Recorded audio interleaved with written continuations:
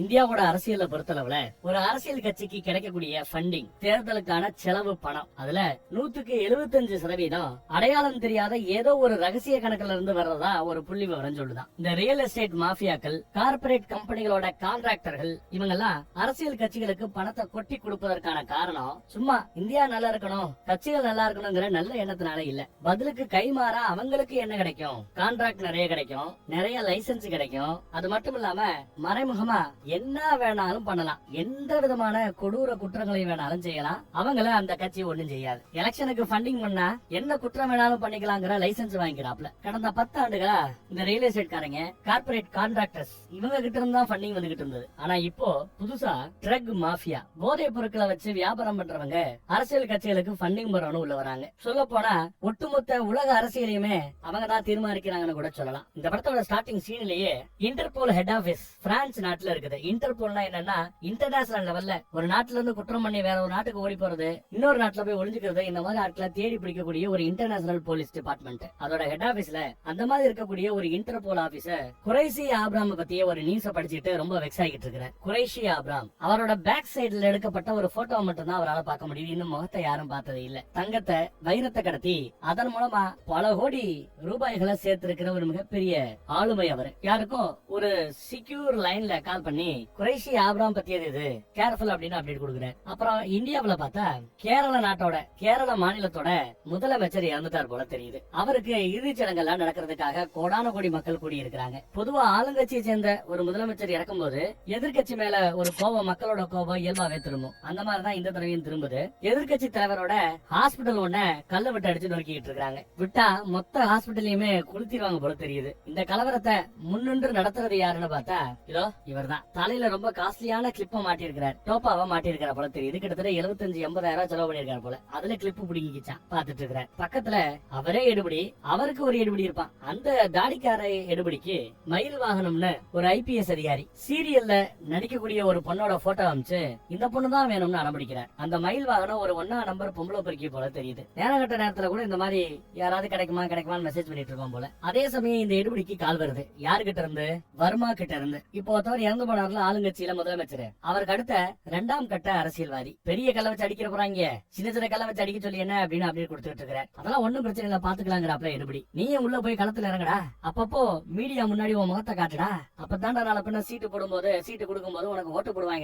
அதெல்லாம் முடியாது, வேணாம் தலைவரே, 80,000 செலவு பண்ணி டோப்பா மாட்டி இருக்கிறேன், உள்ள போனா எல்லாம் புடிங்கிடும். அப்புறம் நமக்கு ஆதரவா இருக்கிற டிவி சேனல் உட்பட எல்லா சேனல்லையும் என் சொட்டத்துல தான் தெரிய ஆரம்பிக்கும், எதுக்கு வம்பு நான் உள்ள போலங்கிறார். அதே சமயம் எதிர்கட்சி தலைவர் பதறிக்கிட்டே போன்ல பேசிட்டு இருக்கிறார். தன்னோட பொண்ணு பேர்ல அவர் வாங்கி இருக்கிற ஒரே சொத்துனா இந்த ஹாஸ்பிட்டல் தான் போல. அதுல இவங்க கள்ளவிட்டு எறியதெல்லாம் பார்த்துட்டு அவருக்கு கோவம். போன்ல ஏன்டா இந்த மாதிரி ஒரு இறந்த போனவரை வச்சு அரசியல் பண்றீங்கன்னு கேவலமா திட்டிவிட்டு மீடியா கிட்ட வரும்போது இந்த மாதிரி ஒரு சாவல யாரும் அரசியல் பண்ண மாட்டாங்க, என்னோட ஆழ்ந்த அனுதாபங்கள்னு சீனை போட்டு இந்த பக்கத்துல வந்ததும் மறுபடியும் திட்ட ஆரம்பிக்கிறேன். ஹாஸ்பிட்டலுக்கு மட்டும் ஏதாவது ஆச்சு நான் பசங்களை அனுப்பிச்சு விட்டுருவேன், பதிலுக்கு எங்களுக்கு செய்ய தெரியுங்கிறாப்புல எதிர்கட்சி தலைவர் மிரட்டுறாரு. அப்படி யாராவது செஞ்சேன்னா உன் பேர்ல இருக்கிற பழைய கேஸ் எல்லாத்தையும் தூசி தட்டி வெளியில எடுக்க வேண்டி இருக்கும்னு இவர் மிரட்டுறாரு.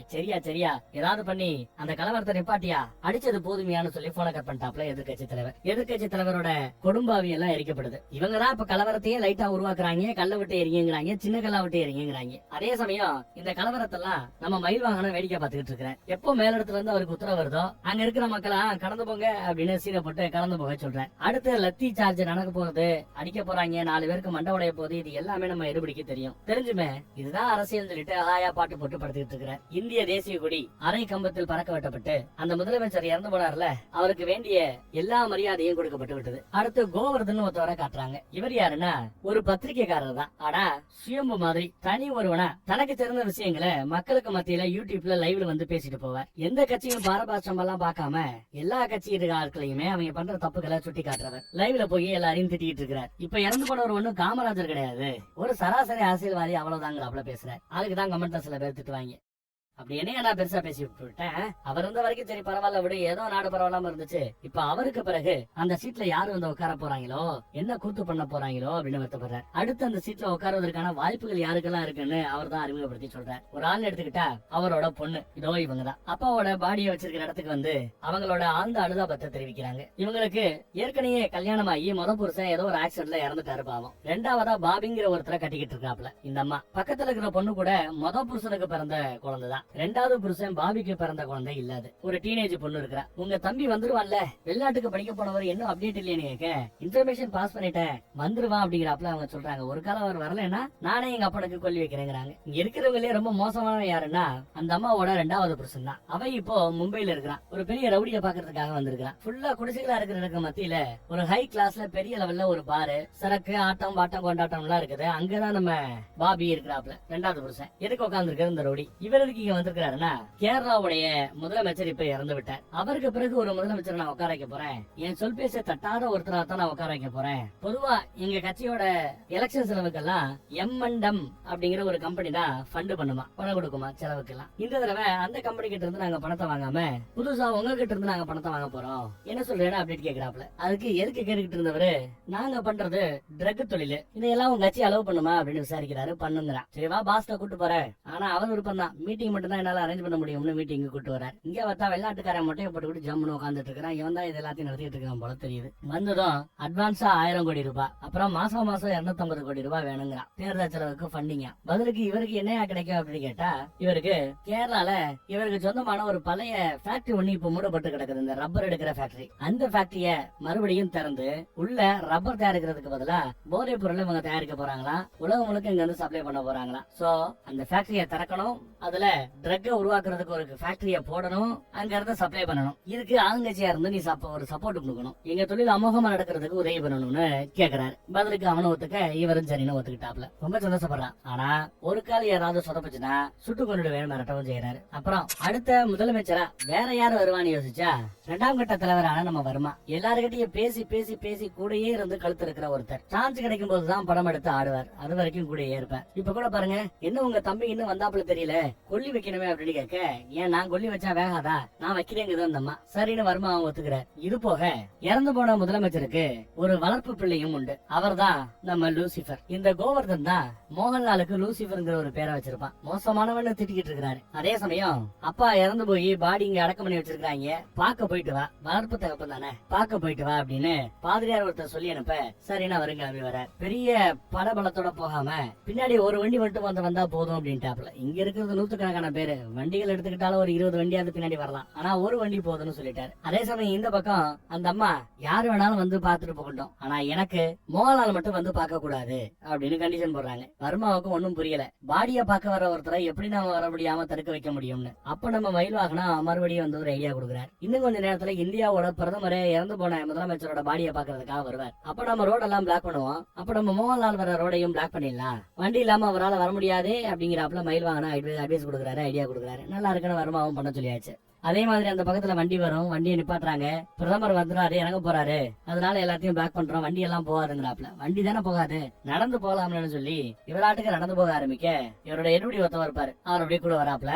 இவங்க இப்படி நடந்து போறத பார்த்துட்டு பொதுமக்கள் கூட்டம் கியூல நின்றுட்டு இருந்தவங்க இறந்த பாடியை பாக்குறதுக்காக அவங்க எல்லாம் எகிரி குதிச்சு இவர் பின்னாடி வர ஆரம்பிச்சிட்டாங்க. சும்மா விட்டு இருந்தா ஒரே ஒரு வண்டியில வந்துட்டு போயிருக்கலாம். இப்படி உசிப்பி விட்டதுல ஆயிரக்கணக்கான பேரோட படைசூழ வராப்ல, அதுவும் நடந்து வராப்ல ஆயிப்போச்சு. ஒன்னும் பண்ண முடியல யாராலையும். போலீஸ்காரங்க முக்கியமான ஆட்களை மட்டும் முன்னாடி விட்டுட்டு மீதி ஆட்கள் எல்லாத்தையும் தடுத்து நிப்பாட்டுங்கன்னு சொன்னதும் அந்த வேலையும் பண்ணிக்கிட்டு இருக்காங்க. நம்மால போய் இறந்து போட தன் வளர்ப்பு தகப்பனோட பாடியை பார்த்துட்டு வணங்கிட்டு வர்றாரு. அப்படி வர்றப்போ நம்ம வர்மா சாரு அடுத்த முதலமைச்சரா நான் தான் இருக்கணும்னு எல்லாரும் ஆசைப்படுறாங்க, நீங்க என்ன சொல்றீங்க அப்படின்றாப்ல உத்தரவு கேட்க, முதல் நல்லபடியா அடக்கத்த முடிங்க, மீதியா அப்புறம் பேசிக்கலாம் வர்மா சார்னு சொல்லிட்டு மோகன்லால் அங்கிருந்து கிளம்புற. நல்லபடியா எதிர்த்து நடந்து முடிஞ்சு பாடிய உலக வரலாற்றிலேயே முதன்முறையாக ஒரு பொண்ணு கொல்லி வைக்கிறாங்க. அதுவும் புரட்சிகரமான சிந்தனை அப்படின்னு எல்லாம் ஆளுங்கட்சியோட ஆதரவு மீடியா ஒண்ணு எப்ப பார்த்தாலும் கூவிக்கிட்டே இருக்கும். NPTV நினைக்கிறேன் அந்த ஆளுங்கட்சி மீடியாவோட பேரு. அடுத்து நம்ம மோகன்லால் ஒரு அனாதை ஆசிரமத்தை நடத்திக்கிட்டு இருக்கிறார். ஆதரவு இல்லாத பெண்கள் கூட இங்க வரலாம், எவ்வளவு நாள் வேணாலும் இங்க இருக்கலாம்,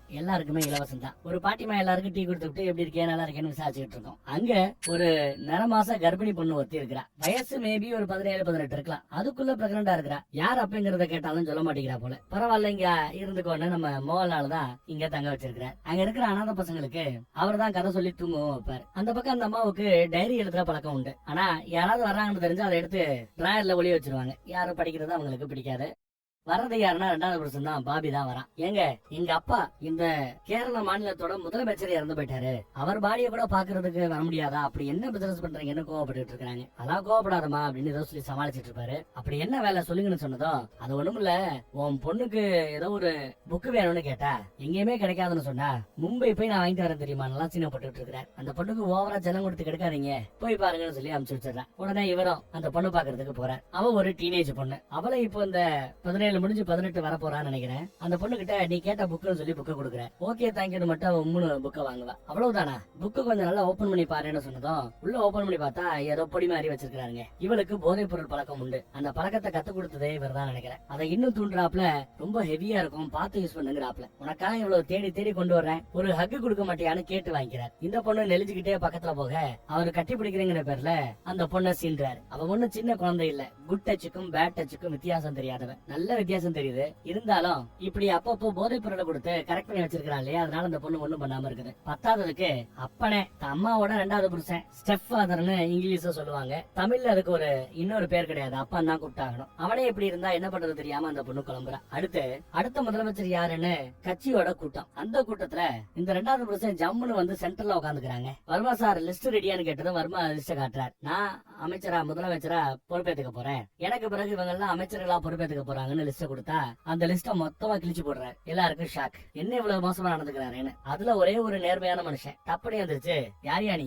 இந்த கட்சியோட அடிப்படை தொண்டை கூட நீ கிடையாது, நீ உட்காந்து எங்களெல்லாம் ஆட்டி படைச்சுக்கிட்டு இருக்கிற, அவரோட மருமகனா இருந்துட்டு போ, அதுக்காக எங்களை எல்லாம் கேள்வி வைப்பியா அப்படிங்கிறாப்புல திட்டி போடுறாரு. பாரு, இங்க நான் வச்சதான் சட்டம், விருப்பப்படுறவங்க இருங்க, இல்லாதவங்க போயிட்டே இருங்கன்னு சொன்னதும் கிளம்பி போயிட்டே இருக்கிறாரு அந்த நேர்மையான மனுஷன். எப்பவுமே நமக்கு ஃபண்டிங் தரது M&M ஃபண்டிங் இல்லையா? இப்போ நம்ம கிட்ட ஃபண்டு இல்ல, இந்த தேர்தலை சமாளிப்பதற்கான ஃபண்டிங் இல்ல. அதை விட 3 மடங்கு அதிகமா ஃபண்டு கொடுக்கற வேற ஒரு ஆளை பிடிச்சிருக்கிறேன். ஃபண்டிங் இல்லாம செலவு பண்ணாம தேர்தல ஜெயிக்க முடியாதுன்னு உங்க எல்லாருக்கும் தெரியும். சோ ஏன் ஃபண்டை வச்சுதான் இந்த தடவை நீங்க எல்லாம் ஜெயிக்க போறீங்க, ஏன் பேச்ச தான் கேட்கணுங்கிற. அது மட்டும் இல்லாம 4 வருஷம் ஆட்சி பண்ணிட்டாங்க, இன்னும் 1 வருஷம் ஆட்சி பாக்கி இருக்குது. இந்த 1 வருஷம் ஆட்சிக்கு தான் அடுத்த முதலமைச்சர் யாருன்னு இவர் நினைச்சுக்கிட்டு இருக்காரு வர்மா சார். ஆனா நாம தேர்தல் நடத்துவதற்கு இதுதான் சரியான தருணம். ஏன்னா ஒருத்தவர் இறந்து போயிருக்காரு, ஆதரவு அலை வீசும். இன்னும் 1 வருஷம் ஆட்சி செஞ்சுட்டு அதுக்கப்புறம் நாம தேர்தலை சந்திக்கும் போது இதெல்லாம் மறந்து போயிடும் மக்களுக்கு. அதனால இப்பயே நாம ஆட்சியை கலைச்சு விட்டு தேர்தலை சந்திக்கணும், அப்பதான் அடுத்த 5 வருஷம் ஆட்சி செய்ய முடியும்னு கெத்து காட்டுறாப்ல. சரி, யாருங்க முதலமைச்சர் கேண்டிடேட்னு கேட்டா இறந்து போன முதலமைச்சரோட புள்ள வெளிநாட்டுல படிச்சுட்டு இருக்கிறான்ல,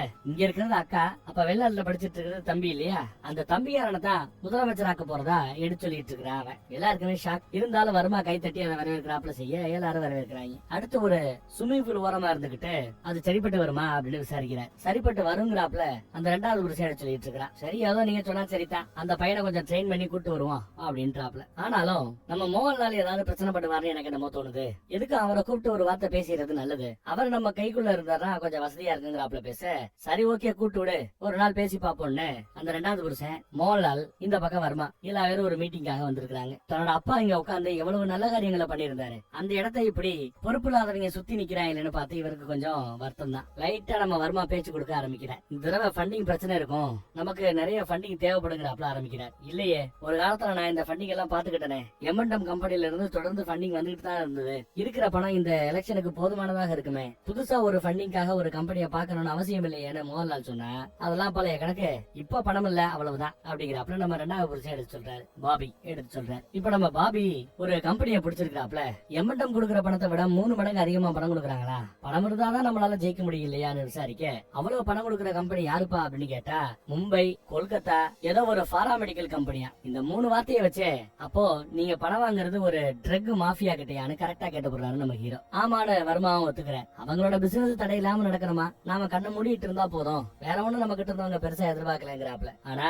தன்னோட இறந்து போன அப்பா ஒரு கால் உயிரோட இருந்தா இந்த மாதிரி ஒரு விஷயத்துக்கு டெஃபினட்டா அவர் ஒத்துக்கவே மாட்டார். நானும் ஒத்துக்க மாட்டேன், இதுல பேசுறதுக்கு ஒண்ணும் இல்லைன்னு கிளம்பி போறாப்ல. அப்படி கிளம்பி போறவரை சீண்டிவா நம்ம பாபி ஒண்ணும் இல்லாம ஆக்கிடுவேன் அப்படிங்கிறாப்ல மிரட்டி காட்டுறாரு. முடிஞ்சதா பண்றா போடான்னு திட்டிட்டு போறாரு நம்ம மோகன்லால். அடுத்து பாருங்க, மோகன்லால அடக்கணுங்கிறதுக்காக ஆளுங்கட்சியோட ஆதரவு டிவி ஒண்ணு இருக்கும், என்பி டிவின்னு நினைக்கிறேன். அந்த டிவியோட சிஇஓவை கூப்பிட்டு மேட்ச் பார்க்கும்போது பேசுறாரு. உன் கம்பெனிக்கு உன்னோட டிவி சேனலுக்கு கிட்டத்தட்ட 45 கோடி ரூபாய் கடன் இருக்குன்னு எனக்கு தெரியும். அது இல்லன்னா அந்த பணம் இல்லன்னா உன் கம்பெனி திவாலாயிடுங்கிறது எனக்கு தெரியும். நான் உனக்கு அந்த கடன் அடைக்கிறேன், பணம் தர்றேன், ஃபண்ட் பண்றேன். பதிலுக்கு நீ எனக்கு லாயலா இருக்கணும். நாங்க யார கடிக்க சொன்னாலும் நீங்க கடிக்கணும், யார புகழ்ந்து பேச சொன்னாலும் நீங்க பேசணுங்கிறாப்ல ஒரு டீல போடுற. முத வேலையா எனக்கு மோகன்லால் பத்தி ஏதாவது கெட்ட செய்தி இருந்தா வேணும்னு கேக்குறாப்ல. மோகன்லால் ஒண்ணு பெருசா லஞ்சம் வாங்குறது கிடையாது, பெருசா தப்பு பண்றது கிடையாது, அவர் மேல என்ன பெருசா இருக்க போகுது அப்படிங்கறதா எல்லாரோட தாட்டம். அந்த சிஇஓவும் அப்படிதான் பேசுறாரு, டிவி காரனும். இருந்தாலும் அடிக்கடி கோவர்தன் ஒருத்தன யூடியூப்ல லைவ்ல வந்து புலம்பி தெளிக்கிட்டு இருப்பார்ல, அந்த தனி ஒருவன் அவரோட வீடியோவா போட்டு காட்டுறார். அவர் என்ன சொல்லிருப்பாருன்னா,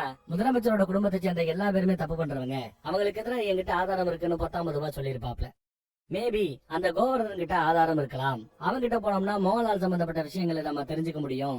ஏதாவது ஒண்ணு சிக்குச்சுன்னா அதை வச்சு செஞ்சு விட்டுலான்னு பிளான் பண்றாங்க. அதுக்காக தன்னோட நிருபர் ஒருத்தவரை அனுப்பிச்சு விடுறாரு அந்த டிவிக்காரர். நிருபர் வராரு, சரக்கு வாங்கி கொடுத்து நல்லபடியா பேசி, நாங்க தனியா ஒரு சேனல் ஆரம்பிக்க போறோம், அந்த சேனல் பேரே வந்து காமன் மேனா, யாருங்க ஃபண்ட் பண்ணுவாங்க அந்த கம்பெனிக்கு கேட்டா பொதுமக்கள் தாங்கிறாப்ல பேசுற. சரி ஓகே வாங்கன்னு கூட்டு போறாப்ல. வீட்டுக்கு போய் ஒரு பெட்டியை திறந்து அதுல இருக்கிற ஃபைல் எல்லாமே இந்த அதான் இருக்கு அப்படின்னு காட்டுறாரு. மோகன்லாலுக்கு எதிராக ஏதாவது ஆதாரம் இருக்குன்னு கேட்டா பெருசா என்கிட்ட ஆதாரம் எதுவும் இல்ல, ஆனா அந்த 2வது புருஷன் பாபி இருக்கான்ல, அவன் சம்பந்தப்பட்ட ஏகப்பட்ட ஆதாரங்கள் என்கிட்ட இருக்குன்னு, அவன் ஹவாலா பணம், தப்பான முறையில சம்பாதிச்ச பணம், மிரட்டி சம்பாதிச்ச பணம், ஊழல் பண்ணி சம்பாதிச்ச பணம், அந்த சம்பாதிச்ச பணத்தை பத்தி எங்கெல்லாம் சொத்து வாங்கி போட்டிருக்கான்னு ஏகப்பட்ட விஷயங்களை புட்டு வைக்கிறார். அதெல்லாம் ரெக்கார்டிங்ல இருக்கு, அந்த ஆதாரங்களையும் கொடுக்குறாப்ல. அதெல்லாம் நம்ம நிருபர் ரொம்ப சந்தோஷமா வாங்கிக்கிட்டு டிவி காரர்கிட்ட கொண்டு போய் ப்ரூஃப் கொடுக்குற. பாருங்க பயங்கரமான நியூஸ் கிடைச்சிருக்கு, மோகன்லால் பின்னாடி ஒன்னும் உருப்படியா ஆதாரங்கள் கிடைக்கல, ஆனா அந்த 2வது புருஷன் பாபி சம்பந்தப்பட்ட விஷயங்கள் நிறைய கிடைச்சிருக்கு, ஆதாரம் கிடைச்சிருக்கு. இப்பயே நாம நைட்டு பிளாஷ் நியூஸ்ல போட்டு விட்டுலாமான்னு அந்த நிருபர் கேட்க, அதெல்லாம் நான் யோசிச்சு சொல்றேன்ப்பா, இதுதானே ஒரிஜினல் காப்பி, வேற ஒண்ணும் காப்பி இல்லையேன்னு விசாரிச்சுக்கிறாரு டிவி காரர். ஆமாங்க வேற ஒண்ணும் காப்பி இல்லன்னு சொன்னதும், தங்கமா போச்சு நீ போயிட்டு நான் பாத்துக்கிறேன், நான் சொல்றேன்ப்பா அப்படின்னு அனுப்பிச்சு வச்சுறாரு நிருபர். அடுத்த நொடி இது சம்பந்தமா பாபிக்கு போன் பண்ணி சொல்லிட்டாரு போல. பாபி வர்மா கிட்ட சொல்லிட்டாரு போல. வர்மா தான் எடுபடியா அனுப்பிச்சு வச்சிருக்காரு. எடுபடி வந்து ரோட்ல போய்கிட்டு இருந்த நம்ம கோவர்தனை பிடிச்சு ஒரு பைத்தியக்கார ஆஸ்பத்திரியில மென்டல்னு சொல்லி சேர்த்து விட்டாங்க. ஆடா பாவமே. அதே சமயம் அந்த பக்கத்துல இருந்து அந்த ரவுடி போன் பண்ணி அந்த பழைய ரப்பர் ஃபேக்டரியை ஓபன் பண்ணணும், உள்ள போதைப் பொருட்கள் தயாரிப்பதற்கு தேவையான எக்யூப்மெண்ட்டை வைக்கணும், அந்த வேலையை பாருன்னு சொன்னதும் நம்ம சரின்னு ஒத்துக்கிட்டாரு. யாரு? 2வது புருஷன் பாபி. இங்க பார்த்தா தான் நடத்துற அந்த ஆசிரமத்துல ஒரு பொண்ணுக்கு பிரசவம் ஆகுது. அந்த நிறமாச கர்ப்பிணிக்கு குழந்தை பிறக்குது. அந்த குழந்தைய பேர் வைக்க சொல்ல விநாயகன்னு மோகன்லால் ஒரு அருமையான பேரையும் வைப்பார். அப்புறம் பாதிரியார் இன்னும் சில பேரோட பேச்சுவார்த்தை நடத்திக்கிட்டு இருந்தவரு அந்த கிராமத்தை சேர்ந்த ஒருத்தர் ஏதோ வந்து ஒரு சைகை காட்டுறதுமே அடுத்த ரெண்டு நீங்க எல்லாம் பேசிட்டு இருங்க, இத வந்துடுறேன்னு ஒதுங்குறார். இத மோகன்லாலோட எடுபடி அலெக்ஸ்னு ஒருத்தவன் கவனிக்கிறான். வண்டியில இவரும் அவரும் மட்டும்தான் வண்டியில போய்கிட்டு இருக்காங்க வேக வேகமா. பின்னாடியே அவங்களுக்கு யாருக்கும் தெரியாம நம்ம அலெக்ஸ ஃபாலோ பண்ணிட்டு வரார். எங்க வந்திருக்காங்கன்னா அந்த பழைய ரப்பர் ஃபேக்டரி சொன்னோம்ல அங்கதான் வந்திருக்காங்க. முன்னப்பட்ட தெரியாத சில பேர் துப்பாக்கிகளோட நிறைய எக்யூப்மெண்டோட அந்த ஃபேக்டரிக்குள்ள வந்து இறங்கி இருக்காங்க. என்னன்னு கேளுங்கன்னு தான் அந்த கிராமவாசி கூட்டு போறாப்ல. நம்மளால அந்த ஃபேக்டரிக்கு பக்கத்துல போய் நின்று வண்டி இறக்கிட்டு முன்னாடி போய் யாரா நீங்க, என்னடா எதுக்குடா இங்க வந்திருக்கீங்க, என்னடா வேலைன்னு கேட்டா அவங்க துப்பாக்கி எடுத்து நெத்திப்பட்டுல வச்சு சுற்று வேணும் மிரட்டுறாங்க.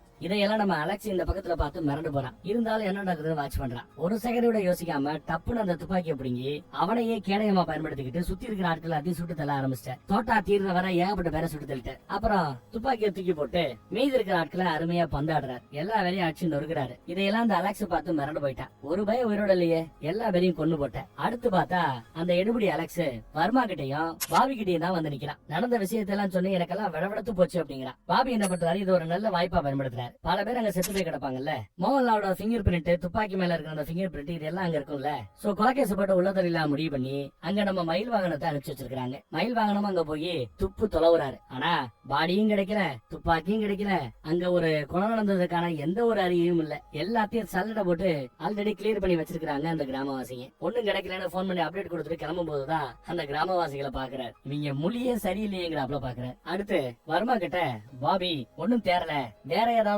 கேஸ் போடணும்னு பேசும்போது அலெக்ஸ் வரான். அலெக்ஸ் ஒரு ஐடியா கொடுத்துருக்கான் போல.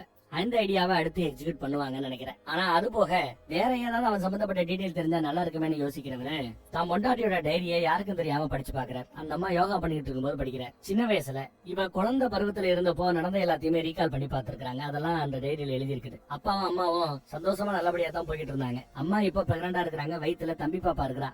ஆனா அந்த சமயமா பார்த்து அப்பா பண்ண ஒரு பெரிய தப்பு, முன்னப்பட தெரியாத ஒரு அனாதை பையனை வீட்டுக்கு கூட்டிட்டு வந்தது. நான் வீட்டுல வச்சுதான் வளர்ப்பேன்னு வீட்டுல வளர்த்தது. சரிக்கு சம அவனுக்கு டைனிங் டேபிள்ல உட்கார வச்சு சோறு போட்டது. இது எப்பவுமே அம்மாவுக்கு ஒரு பெரிய பிரச்சனையா இருந்தது. திட்டிகிட்டே இருந்திருக்காங்க. அம்மா எவ்வளவு திட்டினாலும் அதெல்லாம் கேட்காம அந்த பையனை இங்க வளர்த்துக்கிட்டு தான் இருக்கிறாரு அப்பா. ஆனா ஒரு நாள் பிரசவத்தின் போது தம்பி பாப்பாவை பத்தி போட்டுட்டு அந்த அம்மா இறந்து போயிடுச்சு. அம்மாவோட சாவுக்கு காரணம் கடைசி நிமிஷத்துல இந்த பையனை கூட்டிட்டு வந்து அந்த பெரிய மன அழுத்தம் தான் காரணம். அம்மாவோட சாவுக்கு காரணம் இந்த மோகன்லால் தாங்கிறப்பல அந்த பொண்ணு முடிவு பண்ணிடுச்சு.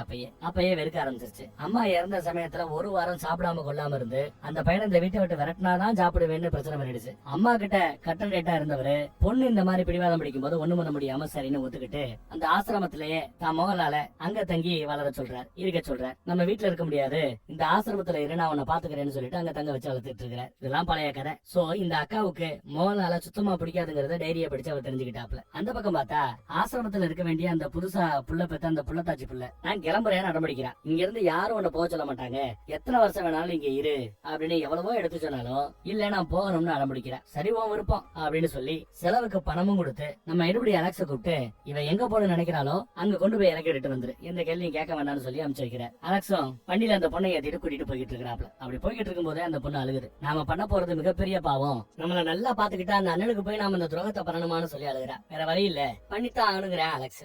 அடுத்து பார்த்தா இவங்களுக்கு வேண்டப்பட்ட அந்த டிவி சேனல்ல இந்த பொண்ணை கொண்டு போய் ஒரு நேர்காணல்ல உட்கார வைக்கிறாங்க. இந்த குழந்தைக்கு அப்ப யாருன்னு கேள்வி. பதிலுக்கு அந்த பொண்ணு துபாயில இருக்கிற எங்க சொந்தக்கார பையதான் அப்படின்னு சும்மா ஊர்ல ஃபுல்லா சொல்லி வைக்க சொல்றாரு. ஆனா நிஜத்துல இந்த குழந்தையோட அப்பா நம்ம மோகன்லால் தான் அப்படின்னு ஒரு பெரிய குண்டை தூக்கி போடுறா. எல்லாம் அதிர்ந்து போறாங்க. இதெல்லாம் தப்புங்கிறாப்ல அந்த டிவிக்காரரோட ஒய்ஃப் எடுத்து சொல்லுவாங்க. அவங்க தான் எடிட்டரும் கூட அந்த சேனல்ல. நல்ல டிஆர்பி இருக்கட்டு விடுங்கிறாரு அந்த டிவிக்காரர். காட்டு தீ மாதிரி எல்லாம் பரவிட்டு இருக்குது இந்த நியூஸ். இன்னும் அந்த ஆசிரமத்துல இந்த மாதிரி நிறைய கொடுமைகள் நடக்குது, நிறைய பெண்கள் அதை தாண்டி மேல வந்து கம்ப்ளைண்ட் பண்ணணுங்கிறாப்ல எல்லாம் போய்கிட்டு இருக்குது மேட்டர். இதையெல்லாம் அங்க ஆசிரமத்துல இருக்கிற பெண்கள் ரொம்ப அதிர்ச்சியோட பாக்குறாங்க. எல்லாருக்கும் டீ கொடுப்பாங்க அந்த பாட்டிமா. அந்த பாட்டிமா இந்த பொண்ணை பயங்கரமா திட்டி தீக்குது. கட் பண்ணா அக்கா ஹரி தான் பொண்ணை பயங்கரமா திட்டிட்டு இருக்காங்க. 17 வயசு பொண்ணுக்கு ஒரு மாசத்துக்கான செலவு 1.5 லட்சமா? அப்படி என்னடி செலவு பண்ணுவேன்னு அந்த பொண்ணை திட்டும் போது அவ ஆல்ரெடி நல்ல கேர்ல இருக்கா போல. தலை வலிக்குதுமா, என்ன திட்டாதமா அப்படின்னு இருக்கா. அதே சமயம் வருவாரு பாபி. என்ன அதுக்குள்ள அம்மாக்கும் பொண்ணுக்கும் சண்டையா? நீ போய் டிவியை பாரு, உனக்காக ஒரு கிஃப்ட் அங்க காத்துக்கிட்டு இருக்குது, நான் உன் பொண்ணு கிட்ட பேசி புரிய வைக்கிறேன்னு சொல்றாரு. ரொம்ப செல்லம் முடிச்சு இந்த பொண்ணை கெடுக்காதீங்க, கொஞ்சம் புத்திமொழியை சொல்லுங்க சொல்லி டிவி கிளம்பிட்டா. அவன் இந்த பொண்ணு கிட்ட அத்துமீறான். உனக்கு இந்த போதை பொருட்கள் எல்லாத்தையும் கொடுக்கும் போது என்ன சொன்னேன்? கண்டிப்பா உன்னையே எனக்கு தருவேன்னு சொன்னேன்ல, எப்ப தர போறேன்னு கண்ணா அப்படின்னு கட்டி பிடிக்கிறான். அந்த பொண்ணு பாவம் நெளியுது. விட்டுருங்க விட்டுருங்க விட்டுருங்கன்னு கெஞ்சுது. அவன் போன பிறகு கதவை சாத்திட்டு பெட்ரூம் பக்கம் உட்காந்துட்டு ஓன அழுகப்படுத்திக்கிட்டு பாவம். இந்த பக்கம் நியூஸ்ல பார்த்தா அந்த பொண்ணு தான் குழந்தைக்கு இவர் தான் அப்பன்னு சொன்னதுல பெரிய பிரச்சனையாச்சுல. அவன் இப்பேற்பட்டவனாங்கிறாப்ல இந்த அம்மா பாக்குது. கட்சிக்கு வெளியில நிறைய பேர் இதை அரசியல் பண்ண ஆரம்பிச்சிட்டாங்க. மோகன்லாலோட கொடும்பாவி எரிக்கப்படுது. அவருக்கு எதிராக பயங்கரமான கோஷம். இது பத்தாதுன்னு நம்ம மயில் வாகனனை வேற ஏவி விட்டு இருக்காங்க. போலீஸ் வரும், என்ன அரெஸ்ட் பண்ணும், யாரும் எதுவும் செய்யக்கூடாதுன்னு முன்னாடியே சொல்லி வச்சுட்டாரு நம்ம மோகன்லால். படத்துல இவரோட பேரு ஸ்டீஃபன் சொல்லி வச்சார். கிராமவாசி எல்லாம் இருக்கிறாங்க, யாரும் எதுவும் பண்ணாம அப்படியே அமைதியா இருக்காங்க. மயில் வாகனம் வந்து இவரை அரெஸ்ட் பண்றாப்ல. கைவிலங்கு எல்லாம் போடுறாப்ல. கைவிலங்கு எல்லாம் தேவையா? அதான் நான் வரேன்னு சொல்றேனே அப்படின்னு சொன்ன. போக்சோ சட்டம் சார், கைவிலங்கு போட்டு தான் கூப்பிட்டு போகணும்னு கூட்டு போறாப்ல. அப்படி கூட்டு போய்கிட்டு இருக்கும் போது ஒரு சின்ன குழந்தை எங்க அங்கிள விடுங்க எங்க அங்கிள விடுங்கன்னு சொல்லிவிட்டு அவரை போக விடாம பிடிச்சிட்டு இருக்கும். அங்க பொறுமை இல்லாம மயில் வாகனம் அந்த குழந்தைய பிடிச்சி தள்ளி விட அதை பார்த்ததும் பொறுக்க முடியாம சபத சேர்த்து நிப்பாட்டி தொண்டையில காலை வப்பாரு பாருங்க, கெத்து காட்டுறாரு. என் பிள்ளைங்க மேல கை வைக்காத எத்தனை தடவை சொல்றது சத்தம் போறாரு. இது வரைக்கும் பெருத்த அவமானமா போயிடுச்சு. போலீஸ்காரங்க எல்லாம் இறுக்கி பிடிச்சதும் பொலின்னு ஒரு அறை விடுவாப்ல. ஏதோ போர்ஸ்ல ஒரு அறை விட்டாரு. அடுத்த நொடி அவர் முறைக்கிறத பார்த்து அப்படியே அமைதியாயிட்டாப்ல. கூட்டு போங்க அவனை அப்படின்னு சொல்லி சமாளிக்கிறார். ஆனா அடிச்சதுக்கு அங்க இருக்கிற அத்தனை பேரும் அவனை பார்த்து மறைச்சிட்டு இருக்காங்க. கொலவெறியோட மறைச்சிட்டு இருக்காங்க. அப்புறம் பார்த்தா ஜெயில கொண்டு போய் நம்ம மோகன்லால அடைச்சாச்சு. அங்க இருக்கிற ஒரு போலீஸ்காரர் போனை கொடுக்குறாரு. போன்ல அந்த பக்கம் பிருத்திவிராஜ் கூட பேசுறாப்ல போல தெரியுது. ஒரு வார்த்தை சொல்லுங்க மொத்தத்தையும் முடிச்சு விட்டுறோம் அவர் கால் பண்றாரு. வேண்டாம் நான் பாத்துக்கிறேன், எதுவும் பண்ண வேண்டான்னு பிருத்திவிராஜுக்கு உத்தரவு போடுறாரு. பிருத்திவிராஜ் யாருன்னா ஒரு மிகப்பெரிய கூலிப்படையோட தலைவன். இன்டர்நேஷனல் லெவல்ல எந்த நாட்டுல போய் யார வேணாலும் தூக்கக்கூடிய அளவுக்கு பவர் இருக்கு அவர்கிட்ட. போலீஸ்காரனமே நீங்க விருப்பப்பட்டா இங்க இருந்து தாராளமா போயிடலாமே, இந்த நொடியே போயிடலாமே, ஏன் தேவையில்லாம உள்ள இருக்கிறீன்னு கேட்டா எப்ப நான் வெளியில வரணுங்கிறது எனக்கு தெரியும், அப்ப நான் வெளியில வந்துக்கிறேங்கிற. அடுத்து பாருங்க, இறந்து போன முதலமைச்சரோட பையன் தம்பிக்கார பிளைட்ல வந்து இறங்குறாரு. ஆளு கிப்டாப்பா இருக்கிறாப்ல. இவர் லவ் பண்ற பொண்ணு கூட பேசிக்கிட்டே தான் வராருங்கிட்டு. வரவேற்பெல்லாம் எல்லாம் பயங்கரமா இருக்கு, தடபடலா இருக்குது. உனக்கு கொஞ்சம் மேக் ஓவர் எல்லாம் பண்ணணும், உங்க அப்பா மாதிரியே ஒண்ணு நானு தோற்றத்துல மாத்தணும் அப்படின்னு சொல்றாரு நம்ம பாபி. உள்ள வந்ததா அக்கா வேறிட்டீங்க பாருங்க, நீங்க கூப்பிட்டே வந்தேன், ஒரு வருஷம் தான் டைம், எனக்கு இதெல்லாம் பிடிக்காது,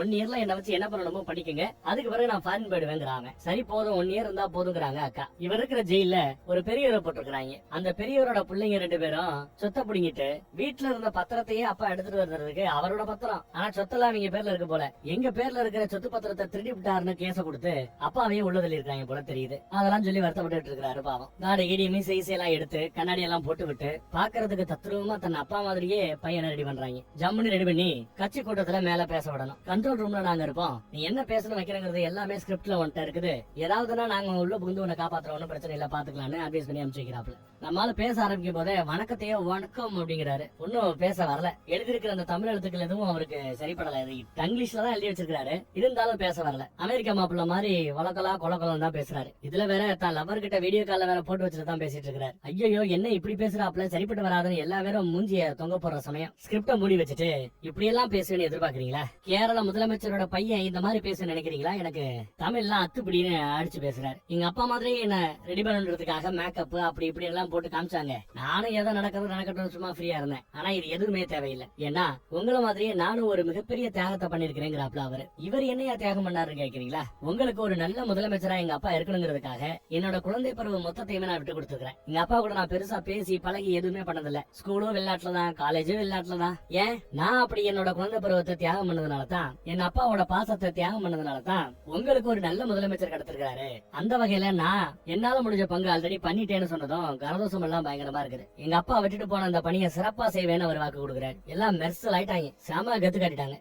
அடுத்து பார்த்தா நம்ம பாபி பணம் கேட்டிருந்தால, அந்த பணம் எல்லாம் 3 இடத்துல கைமாறுது. 2 கண்டெய்னர் லாரி, இன்னொன்னு வந்து கடல் வழி மார்க்கமா வருது போல. 3 இடத்தையுமே நம்ம பிருத்திவிராஜோட ஆட்கள் ரவுண்டு கட்டுறாங்க. ஒவ்வொரு வண்டியா நிப்பாட்டி அதுல பாம்பு வச்சு வெடிக்க வைக்கிறானுங்க. மொதல் கண்டெய்னர் காலி, 2வது கண்டெய்னர் காலி, 3வது கடல் வழி மார்க்கம். அந்த இடத்துக்கு பிருத்திவிராஜே ஸ்ட்ரெயிட்டா போறாப்ல. ஸ்னைப்பர் ஷாட் எல்லாம் அத்துப்படி இருக்கு. பல பேர் அடிச்சு போட்டுட்டு உள்ள ஏறி அவங்களையும் இன்னும் அடிச்சு சர்வ நாசம் பண்றாரு. மொத்தத்தையும் காலி பண்ணி போதைப் பொருட்களால சம்பாதிச்ச அந்த பணம் எல்லாம் எரிஞ்சு நாசமாகுது. அப்டேட் கொடுக்குறேன், நீங்க சொன்னாப்ல அந்த 3 கண்டெய்னரையும் முடிச்சு விட்டாச்சுட்டு. அதே சமயம் அந்த பக்கம் இதையெல்லாம் அமுச்சு வச்சாலும் ஒரு ரவுடி அவன் நம்ம பாபிக்கு போன் போட்டு என்ன நடக்குதுங்க, என்ன நடக்குது, நாங்க அமுச்சு வச்ச அந்த 3 கண்டெய்னரையுமே வெடிக்க வச்சுட்டாங்க, பண்ணது யாரும் தெரியும்ல, ஜயீத் மசூத். நம்ம பிருத்திவிராஜோட பேரு படத்துல ஜயீத் மசூத் யார் அவரு அப்படின்னு நம்ம பாபி கேப்பாப்ல. ஜயீத் மசூத் தெரியாதா? ஆசியா கண்டத்திலேயே ரொம்ப பவர்ஃபுல்லான கூலிப்படையை தான் அவன் வச்சிருக்கான். அவங்கதான் நம்ம பாம்ஸ் எல்லாம், நம்ம படத்தை எல்லாம் பாம் வச்சு பிளாஸ்ட் பண்ணவங்க. எதுக்காக பண்ணவங்கிறத இப்பதான் ரிவீல் பண்ணிருக்காங்கிறாரு. அவங்களோட டிமாண்ட் ரொம்ப சிம்பிள், ஜெயிலுக்குள்ள கிடக்குற அந்த ஸ்டீஃபனை வெளியில விடணுமா, 7 நாள் தான் டைமா, அதுக்குள்ள வெளியில விடணும்னு டிமாண்ட் பண்றாங்கன்னு சொல்லும்போது என்னங்க எனக்கு ஒண்ணும் புரியல. ஆசியாவிலேயே ஒரு மிகப்பெரிய கூலிப்படையோட தலைவன் ஜெயில கிடக்குற ஸ்டீஃபனை வெளியில விடணும்னு கேக்குறாப்லையா? எதுக்கு என்னன்னு கேட்டா அதெல்லாம் தெரியாது, முதல் ரிலீஸ் பண்ற வழியை பாரு, அப்புறம் இப்போ எரிஞ்சு போன அந்த பணத்துக்கெல்லாம் நீதான் பொறுப்பு, வட்டியோட எல்லாமே பின்னாடி செட்டில் பண்ணணுங்கிறாப்ல. அதெல்லாம் நாங்க ஆட்சிக்கு வந்ததும் பண்ணிடுவோம் வச்சிடுவோம் வாக்கு கொடுத்துக்கிட்டு இருக்கிறான். இப்ப வந்து வர்மா கிட்ட அந்த பையில வெளியில ரிலீஸ் பண்ணி ஆகணும் வேற வழியில பேசும்போது நீ என்னங்க நீங்க வந்து ஏதோ சொல்லுவீங்க, கம்ப்ளைண்ட் கொடுப்பீங்க, ஒரு குப்பை, அந்த குப்பையை தூக்கி வெளியில போடுவீங்க, அப்புறம் மறுபடியும் அதே குப்பையை தூக்கி கொண்டு வந்து கட்சிக்குள்ள போடுவீங்க, நாங்க உடனே அதை எடுத்துக்கிட்டு அவருக்கு எம்எல்ஏ சீட் எல்லாம் கொடுக்கணுமா, அதெல்லாம் முடியாதுன்னு பேசும்போது யோ சொல்றத ஒழுங்கா செய்யி, ரொம்ப ஓவரா பண்ணாதரா வர்மா அப்படின்னு வாடா போறான்னு திட்டிட்டு போறேன். வர்மா மூஞ்சி ஒரு மாதிரி ஆயிடுச்சு. அடுத்த செகண்ட் அவர் எங்க போறாருன்னு பாருங்க, எதிர்கட்சி தலைவரை பாக்குறதுக்கு போறாரு. இவர் சொந்தமா நிறைய இங்கிலீஷ் மருத்துவம் இருக்கிற மெடிக்கல் ஹாஸ்பிட்டல்ஸா கட்டி வச்சிருக்காரு. ஆனா இவர் உடம்பு சரியில்லைன்னா வர்றது ஆயுர்வேதிக் சித்தா மருத்துவத்துக்கு தான் போல தெரியுது. இன்னும் இங்க பாக்க வந்திருக்குன்னு கேட்க, என் மேல இருக்கிற அந்த பாபி கொஞ்சம் ஓவரா ஆடுறான், அவனை அடக்கணும், நீங்க நானும் ஒண்ணு சேர்ந்தா அவங்களை அடக்கிடலான்னு ஏதோ டீல் போடுறதுக்கு வந்திருக்கிறார். அவரு சரி உனக்கு இப்ப என்ன செய்யணும் அப்படின்னு கேட்க, ஜெயில இருக்கிற ஸ்டீஃபனை போட்டுரு அப்படிங்கிறாப்ல. சரி என் கட்சி பசங்க இருக்கிறாங்க அவங்கள வச்சு போட்டுறேன்னு எதிர்கட்சி தலைவர் வாக்கு கொடுக்குறாரு. ஃபர்ஸ்ட் ஸ்டீஃபனை போடணும், அப்புறம் பாபியை போடணும், அப்புறம் இவங்க 2 பேரும் கூட்டு பண்ணணும்னு பிளான் பண்ணிருக்காங்க போல தெரியுது. அங்க ஜெயிலுக்கு பார்த்தா ஒரு 5-6 பேர் ரவுண்டு கட்டி நிக்கிறானுங்க. மேலிடத்த உத்தரவு உங்களை கொல்ல சொல்லிட்டு ஓப்பனாவே பேசிட்டு தான் சண்டைக்கு வராங்க. சரி வாங்கடான்னு நம்ம ஆளும் சண்டைக்கு கூப்பிடுறாரு. அதே சமயம் அப்டேட் அந்த பக்கத்துல போகுது இன்ஸ்பெக்டருக்கு, சார் அவரை போட்டு தள்ளுறதுக்காக 7-8 பேர் சூழ்ந்துட்டாங்கன்னு. கேட்ட சாத்திட்டு வெளியில காத்துரு, எல்லாம் முடிஞ்ச பிறகு கதவு தானா திறக்குங்கிறாரு அசால்ட்டா. உள்ள பார்த்தா எல்லா பேரையும் அடிச்சு பொழந்து கட்டுறாரு, நொறுக்கி தள்ளுறாரு. கண்ணா அப்படின்னா அடி வாங்கினவங்க எல்லாம் சாகல, ஏன்னா அடிக்கும் போதே சாக கூடாதுன்னு முடிவு பண்ணி தான் அடிச்சிருக்காரு போல. எல்லா பேரையும் பொழந்து கட்டிட்டு அப்புறம் ஷெட்டை திறந்தா வெளியில நம்ம இன்ஸ்பெக்டர் நிக்கிறார், கெத்தா போவாப்ல. அப்புறம் நம்ம வர்மா சாரு ஜெயில இருக்கிற நம்ம ஸ்டீஃபனை பாக்குறதுக்காக வந்திருக்கிறார். உங்களை இங்க ஜெயிலேயே கொலை பண்றதுக்காக பாபி தான் உத்தரவு போட்டிருக்கான் அப்படின்னு பாபி மேல அந்த பழிய தூக்கி போறாரு. இவங்க 2 பேரும் சண்டை போட்டு இவங்க ஒருத்தர் அடிச்சு அடிச்சுக்கிட்டு செத்தா அவருக்கு ஒரு இழப்பு மிச்சம் தானே, அதுக்காக ஸ்கெட்ச் போறாரு போல தெரியுது. ஆனா எதுக்கு ரெண்டு பயங்கரமா சண்டை போடக்கூடாது, அவன் பெரிய ஆள் மாதிரி தெரியுது, கூடவே இருந்து கழுத்து இருக்கணுங்கிறாப்ல. சின்ன வயசுல தான் கூட படிச்ச பையன் ஏதோ சேட்டை பண்ணான்னு சொல்லி அவன் கூட சண்டை போட்டார் போல இவரு வருமா. அதுக்கு அவங்க அப்பா என்கிட்ட என்ன தெரியுமா அட்வைஸ் பண்ணாரு, நம்ம வீட்டு பக்கத்துல தான் தண்டவாளம் போகுது, அதை தாண்டி தானே டெய்லி போறீங்க வரீங்க, ட்ரெயின் வரும்போது அந்த பையில பிடிச்சி உள்ள தள்ளி விட வேண்டியதானே அப்படின்னு அசால்ட்டா அட்வைஸ் பண்ணிருக்காரு. அதுதான் எங்க அப்பா கூட இருந்து அப்படி நேரம் பார்த்து அறுத்து விடணுங்கிறாப்ல பேசிட்டு இருக்கிறேன். நம்மளால சிரிச்சுக்கிட்டே உங்க அப்பா மாதிரி எங்க அப்பா கிடையாது, என்ன அந்த மாதிரி வளர்க்கல, போயிருங்க இருந்து தட்டி விட்டுறாப்ல. வருமா போயிட்டார். அந்த பக்கம் பார்த்தா நம்ம அலெக்ஸ் அந்த பொண்டாட்டி பிள்ளைகள் எல்லாத்தையும் பாத்துக்கிட்டு இருக்காரு. உங்களுக்கு ஏதாவது நான் விசா பாஸ்போர்ட் எல்லாம் ரெடி பண்ணிடுறேன், ஸ்டீஃபனை உள்ள தள்ளணும்ல, இப்போ அதெல்லாம் பொய் புகார் எதிர்கட்சிக்காரங்க தான் நம்மள மிரட்டி விட்டாங்க, மிரட்டதுனாலதான் இந்த மாதிரி பண்ணிட்டோம் சொல்லிட்டோம் தப்பா சொல்லிவிட்டோம், ஸ்டீஃபன் என்ன ரொம்ப நல்லவருங்கிறாப்ல, மறுபடியும் பேசு, உடனே உன்னை துபாய்க்கு அனுப்பிச்சு வச்சிடறேன், அங்க உனக்கு வேலை எல்லாம் ரெடியா இருக்கு காத்துக்கிட்டு இருக்குதுன்னு சொல்லிட்டு இருக்கிறேன். நீங்க அப்படின்னு கேட்கும்போது நான் பின்னாடி வரேங்கிறாரு. ஆக இந்த அலெக்ஸ் பைபிள் தான் இந்த பொண்ணை உண்டாக்கி புள்ளையும் கொடுத்துருக்காப்புல தெரியுது. ஆனா போகும்போது புள்ளைய ஒரு தடவை பாத்துட்டு போங்கன்னு சொன்னா கூட இன்னொரு நாள் பாத்துக்கிறேன்னு புள்ளைய பார்க்காம போறான் அலெக்ஸ். இவனை நம்பி இந்த பொண்ணு எப்படிதான் வந்துச்சோ தெரியல பாவம். அதுக்குள்ள அடுத்த ஒரு ஷாக்கான செய்தி அந்த பக்கம் அக்காவுக்கு. அவங்க பொண்ணு ட்ரக்ஸ் எடுத்து மயக்கமாயி ஹாஸ்டல்ல விழுந்து கிடந்திருக்கா. எக்ஸாம் டைம்ல படிக்கணும், நான் ஹாஸ்டல்ல தங்குறேன்னு ஹாஸ்டலுக்கு போயிட்டா பொண்ணு. ஆனா அவ ஹாஸ்டலுக்கு போனதுக்கு உண்மையான காரணம் என்னன்னா, வீட்டுல இருந்தா இந்த பாபி பைபிளையோட தொல்லை தாங்க மாட்டேங்குது, அதுக்காக தான். ஆனா இங்க ஹாஸ்டல்ல மயங்கி கிடந்ததும் கால் பண்ணி இங்க சொல்லிருக்காங்க போல, விறுவிறுன்னு இங்க வராங்க. வர்ற வழியிலேயே நிறைய போதைப் பொருளை பயன்படுத்துறா போல தெரியுது, அது ஓவர் டோஸ் ஆகி தான் இந்த மாதிரி கஷ்டப்பட்டு இருக்கான்னு அப்டேட் பண்ணிட்டு இருக்காங்க. நான் என் பொண்ணுகிட்ட தனியா பேசணும்னு சொல்லிட்டு நம்ம உள்ள போக கரெக்டா பின்னாடி நம்ம மயில் வாங்கின வரான். என்னடான்னு பார்த்தா ஹாஸ்டல் வார்டனே திடுப்புன்னு என்ன பண்ணணும் ஏது பண்ணணும் தெரியாம இந்த மாதிரி போதைப் பொருட்கள் விஷயத்தை பார்த்து விட்டதும் போலீஸுக்கு போன் பண்ணிடுச்சான். அதனால மயில் வாங்கினதுக்கு மேட்டர் போயிடுச்சு. அவன் வந்திருக்கான் எல்லாத்தையும் விசாரிக்கிறதுக்கு, ஆதாரங்களை திரட்டுறதுக்கு. உள்ள வந்து ஏண்டி இப்படி பண்ணன்னு பொண்ணை சத்தம் போடுவாங்க, அடிப்பாங்க. ஏன் அப்படி பண்ணீங்கன்னா, இதெல்லாம் வாங்கி கொடுத்தது ஒரு 2வது புருஷன் தான், அவங்க கிட்ட போய் கேளு அப்படின்னு சொன்னது இவங்க நம்ப மாட்டான். என்னடி உன்னை எவ்வளவு பாசமா பாத்துக்கிறாரு, அவரை பத்தி இப்படி தப்பா பேசுறீங்கன்னு சொல்ல, நான் ஒன்னும் சின்ன குழந்தை இல்ல, குட் டச்சுக்கும் பேட் டச்சுக்கும் வித்தியாசம் தெரியாத மாதிரி ஒவ்வொரு தடவையும் அவன் என்ன மாதிரி எல்லாம் நினைச்சுக்கிட்டு என்ன தொடரான் தெரியுமா. என்ன போதைக்கு அடிமையாக்கி விட்டதே அவன் தான். அவனுக்கு பயந்துகிட்டு தான் நான் ஹாஸ்டல்ல வந்து தங்கி இருக்கிறேன்னு அந்த உண்மையெல்லாம் எடுத்து சொன்னதும் அவங்க அதிர்ந்து போறாங்க.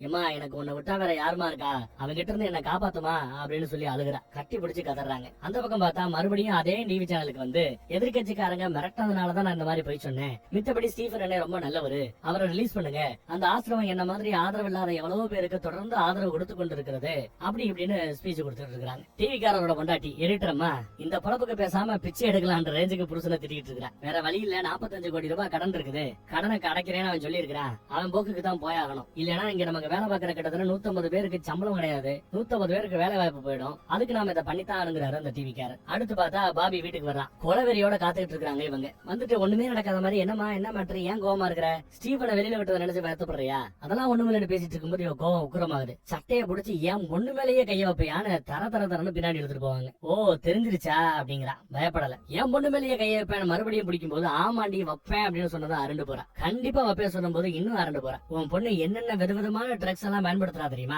அந்த மாதிரி டீலர்ஸ்கள் எவ்வளவு பேர் கூட லிங்க்ல இருக்கா தெரியுமா, அவ போன்ல இருந்து எவ்வளவு பேருக்கு கால் போயிருக்கு, எவ்வளவு தடவை வாங்கி இருக்கா, எவ்வளவு தடவை பயன்படுத்தி இருக்கா, இது அத்தனையுமே என்கிட்ட ப்ரூஃப் இருக்குது. இதெல்லாம் போலீஸ்ட கொடுத்தா 18 வயசு ஆயிடுச்சு உன் பொண்ணுக்கு. போன வாரத்துல இருந்து உன் பொண்ணுக்கு 18 வயசு ஆயிடுச்சு. ஜெயிலுக்கு போனா கிட்டத்தட்ட மினிமம் 6 வருஷம் கம்பி என்ன வேண்டியிருக்கும். ஜெயில போட்டு அவன் பொண்ணு கேட்டதும் இவங்க அப்படியே மிரண்டு போறாங்க. ஒழுங்கா நான் சொல்றபடி கேட்டுட்டு அமைதியா வீட்டுக்குள்ளேயே அடங்கி கிடக்கணும். அப்படி இருந்தா உனக்கும் உன் பொண்ணுக்கும் நல்லது. இல்ல உன் முத புருஷனை போட்டாப்ல, உங்க அப்பனை போட்டாப்ல, உங்களையும் போட்டுவேன்னு மிரட்டி விட்டதும் அவ என்ன பண்ணு தெரியாம பதறி போயிட்டா பாவம். அப்பதான் தன் அப்பா தனக்கு சொன்னது அவளுக்கு ஞாபகம் வருது. என்றாவது ஒரு நாள் உனக்கு இந்த மாதிரி ஒரு சூழல் வரும், அப்படி திக்கற்று யாருக்கிட்ட என்ன கேக்குறதுன்னு தெரியாத நிலைமைக்கு நீ முழிச்சுட்டு இருக்கிறாப்புல ஒரு சூழல் வந்தா ஸ்டீஃபன் கிட்ட போ, ஸ்டீஃபன் தான் உனக்கு உதவி பண்ணுவான்னு அன்னைக்கே சொல்லியிருப்பார். கரெக்டா இந்த பக்கத்துல அந்த பொண்ணு இந்த மாதிரி கேஸ் எல்லாம் வாபஸ் வாங்கினதும் ரிலீஸ் பண்ணிட்டாங்க ஸ்டீஃபனை. ஸ்டீஃபன் கிளம்பி வராரு. ஆசிரமத்துக்கு தான் வந்திருக்காப்ல. அந்த அலெக்ஸ் எவ்வளவு செஞ்சால எதுக்காக செஞ்சான்னு நினைக்கிறீங்க, ஒரு எம்எல்ஏ சீட்டுக்காக. அதுவும் ஸ்டீஃபனோட இந்த தொகுதியில தான் அவனுக்கு சீட்டு கொடுத்துருக்காங்க. அதனால அவருக்கு பயம் வந்து, சார் உங்க தொகுதி வேற ஒருத்தருக்கு கையை விட்டு போயிடக்கூடாதுங்கிறதுக்காக தான் எனக்கு இந்த தொகுதியை கொடுக்கும் போது நான் சரின்னு சொன்னேன், உங்களுக்கு ஒண்ணு அதுல ஆட்சேபணம் இல்லையே அப்படின்னு நல்ல மாதிரி அலெக்ஸ் பேச, நம்மால ஒண்ணும் பிரச்சனை இல்லைன்றாரு. சரி அப்ப வரட்டுமா அப்படின்னு சொல்லிட்டு அலெக்ஸ் பின்னாடி போகும்போது பாப்பா எப்படி இருக்குன்னு கேக்குறாரு. அவன் ஒரு செகண்ட் அரண்டு போறான். நம்ம மேட்டர் எப்படி தெரியுங்கிறாப்ல. இல்ல அந்த பொண்ணோட குழந்தை எப்படி இருக்குன்னு விசாரிச்சேன்னு சொல்ல, நல்லா இருக்காங்கன்னு சொல்லி சமாளிக்கிறார். ஆனா அவருக்கு மேட்டர் எல்லாம் நல்லா தெரிஞ்சிருக்குது. அப்புறம் கால் வருது நம்ம ஸ்டீஃபனுக்கு, உன்னை பார்த்து பேசணும்னு. பேசுறேன். அப்படி பேசுனதுமே இவரோட ஆசிரமத்துக்கு பக்கத்துல ஒரு சுடுகாடு இருக்கும். அந்த சுடுகாட்டுக்கு வர சொல்லி இருக்கிறாப்ல. சுடுகாட்டுக்கு இவங்களும் வராங்க. ஒரு சவத்தின் மேல உட்கார்ந்து இருப்பாரு நம்ம ஸ்டீஃபன். என்றாவது ஒரு நாள் நீ இந்த மாதிரி வருவ, என் கூட பேச வருவேன்னு எனக்கு தெரியும். அப்படி நீ வரும்போது எங்க பேசணும்னு சொல்லி என்னைக்கோ முடிவு பண்ணி ரெடி பண்ணி வச்ச சுடுகாடு தான் இது. இங்கதான் நீயும் நானும் மீட் பண்ணணும்னு எப்பயோ நாங்க ஃபிக்ஸ் பண்ணி இருந்தோன்றாரு. தன் அப்பா பத்தி சொல்றேன். அப்புறம் இதுக்கு முன்னாடி நான் பேச வரும்போதெல்லாம் நீ அவாய்ட் பண்ணிட்டே இருந்த. இப்ப நான் பேசுறத நீ கேட்கிற மூட்ல இருக்கிற, நான் பேசுறேன்னு சொல்லிட்டு நான் உட்கார்ந்து இருக்கிற இந்த சவன் தான் என்னோட அம்மா. இங்கதான் அடக்கம் பண்ணிருக்காங்க. என் அப்பா ஒரு நல்லவர், ஒரு சாதாரண விவசாயி. அவரை மாவோயிஸ்ட்னு பழி போட்டு போலீஸ் சுட்டு கொண்டுடுச்சு. அவரோட சவத்தை கூட இங்க சுடுகாட்டுல அடக்கம் பண்ண கூடாதுன்னு சொல்லிட்டு எங்கேயோ காட்டுக்குள்ள கொண்டு போய் அடக்கம் பண்ணாங்க. ஒரு நிரபராதியோட பையன் இந்த மாதிரி அனாதை ஆயிட்டானேன்னு சொல்லி எனக்கு ஆதரவு கொடுத்தவர் தான் உன் அப்பா அப்படின்னு சொன்னதும் அந்த அம்மா அரண்டு போறா. இவ்வளவு நாளா தன்னோட அப்பாவுக்கு பிறந்தவன் தான் இவன் நினைச்சுக்கிட்டு கோவத்திலே இருந்திருப்பாங்க. இப்படி சொன்னதும் அவங்களுக்கு கொஞ்சம் ஆறுதலா இருக்குது. சரி, இப்ப பிரச்சனை என்ன சொல்லணும்னு சொன்னதும் மனசுல இருந்த பாரத்தை எல்லாம் கொட்டி தள்ளிட்டாங்க. எப்படி எல்லாம் இந்த பாபிங்கிறவன் பண்ணிருக்கான், தான் முதல் புருஷனை கொன்னது, தன் அப்பாவை கொன்னது, தான் பொண்ணை வேட்டையாட பாக்குறது, இது எல்லாத்தையுமே போட்டு உடச்சிட்டா. அவ்வளவுதானே, மொத்த பாரத்தை இறக்கிட்டல்ல, நீ போ நான் பாத்துக்கிறேங்கிறாரு. அப்புறம் இன்னொரு விஷயம்னு சொல்லி வேற ஒரு மேட்டரையும் சொல்றாங்க. நம்ம மயில் வாகனம் சும்மா இல்லாம உன் பொண்ணு சம்பந்தப்பட்ட அந்த போதை பொருள் எல்லாம் பயன்படுத்தினால அது சம்பந்தப்பட்ட ப்ரூஃப் எல்லாம் என்கிட்ட இருக்குது. இதை மீடியா கிட்டயோ இல்ல நானே கேச போட்டு உள்ளதுனாலோ உன் பொண்ணு 5-6 வருஷம் ஜெயில கிடக்கணும்.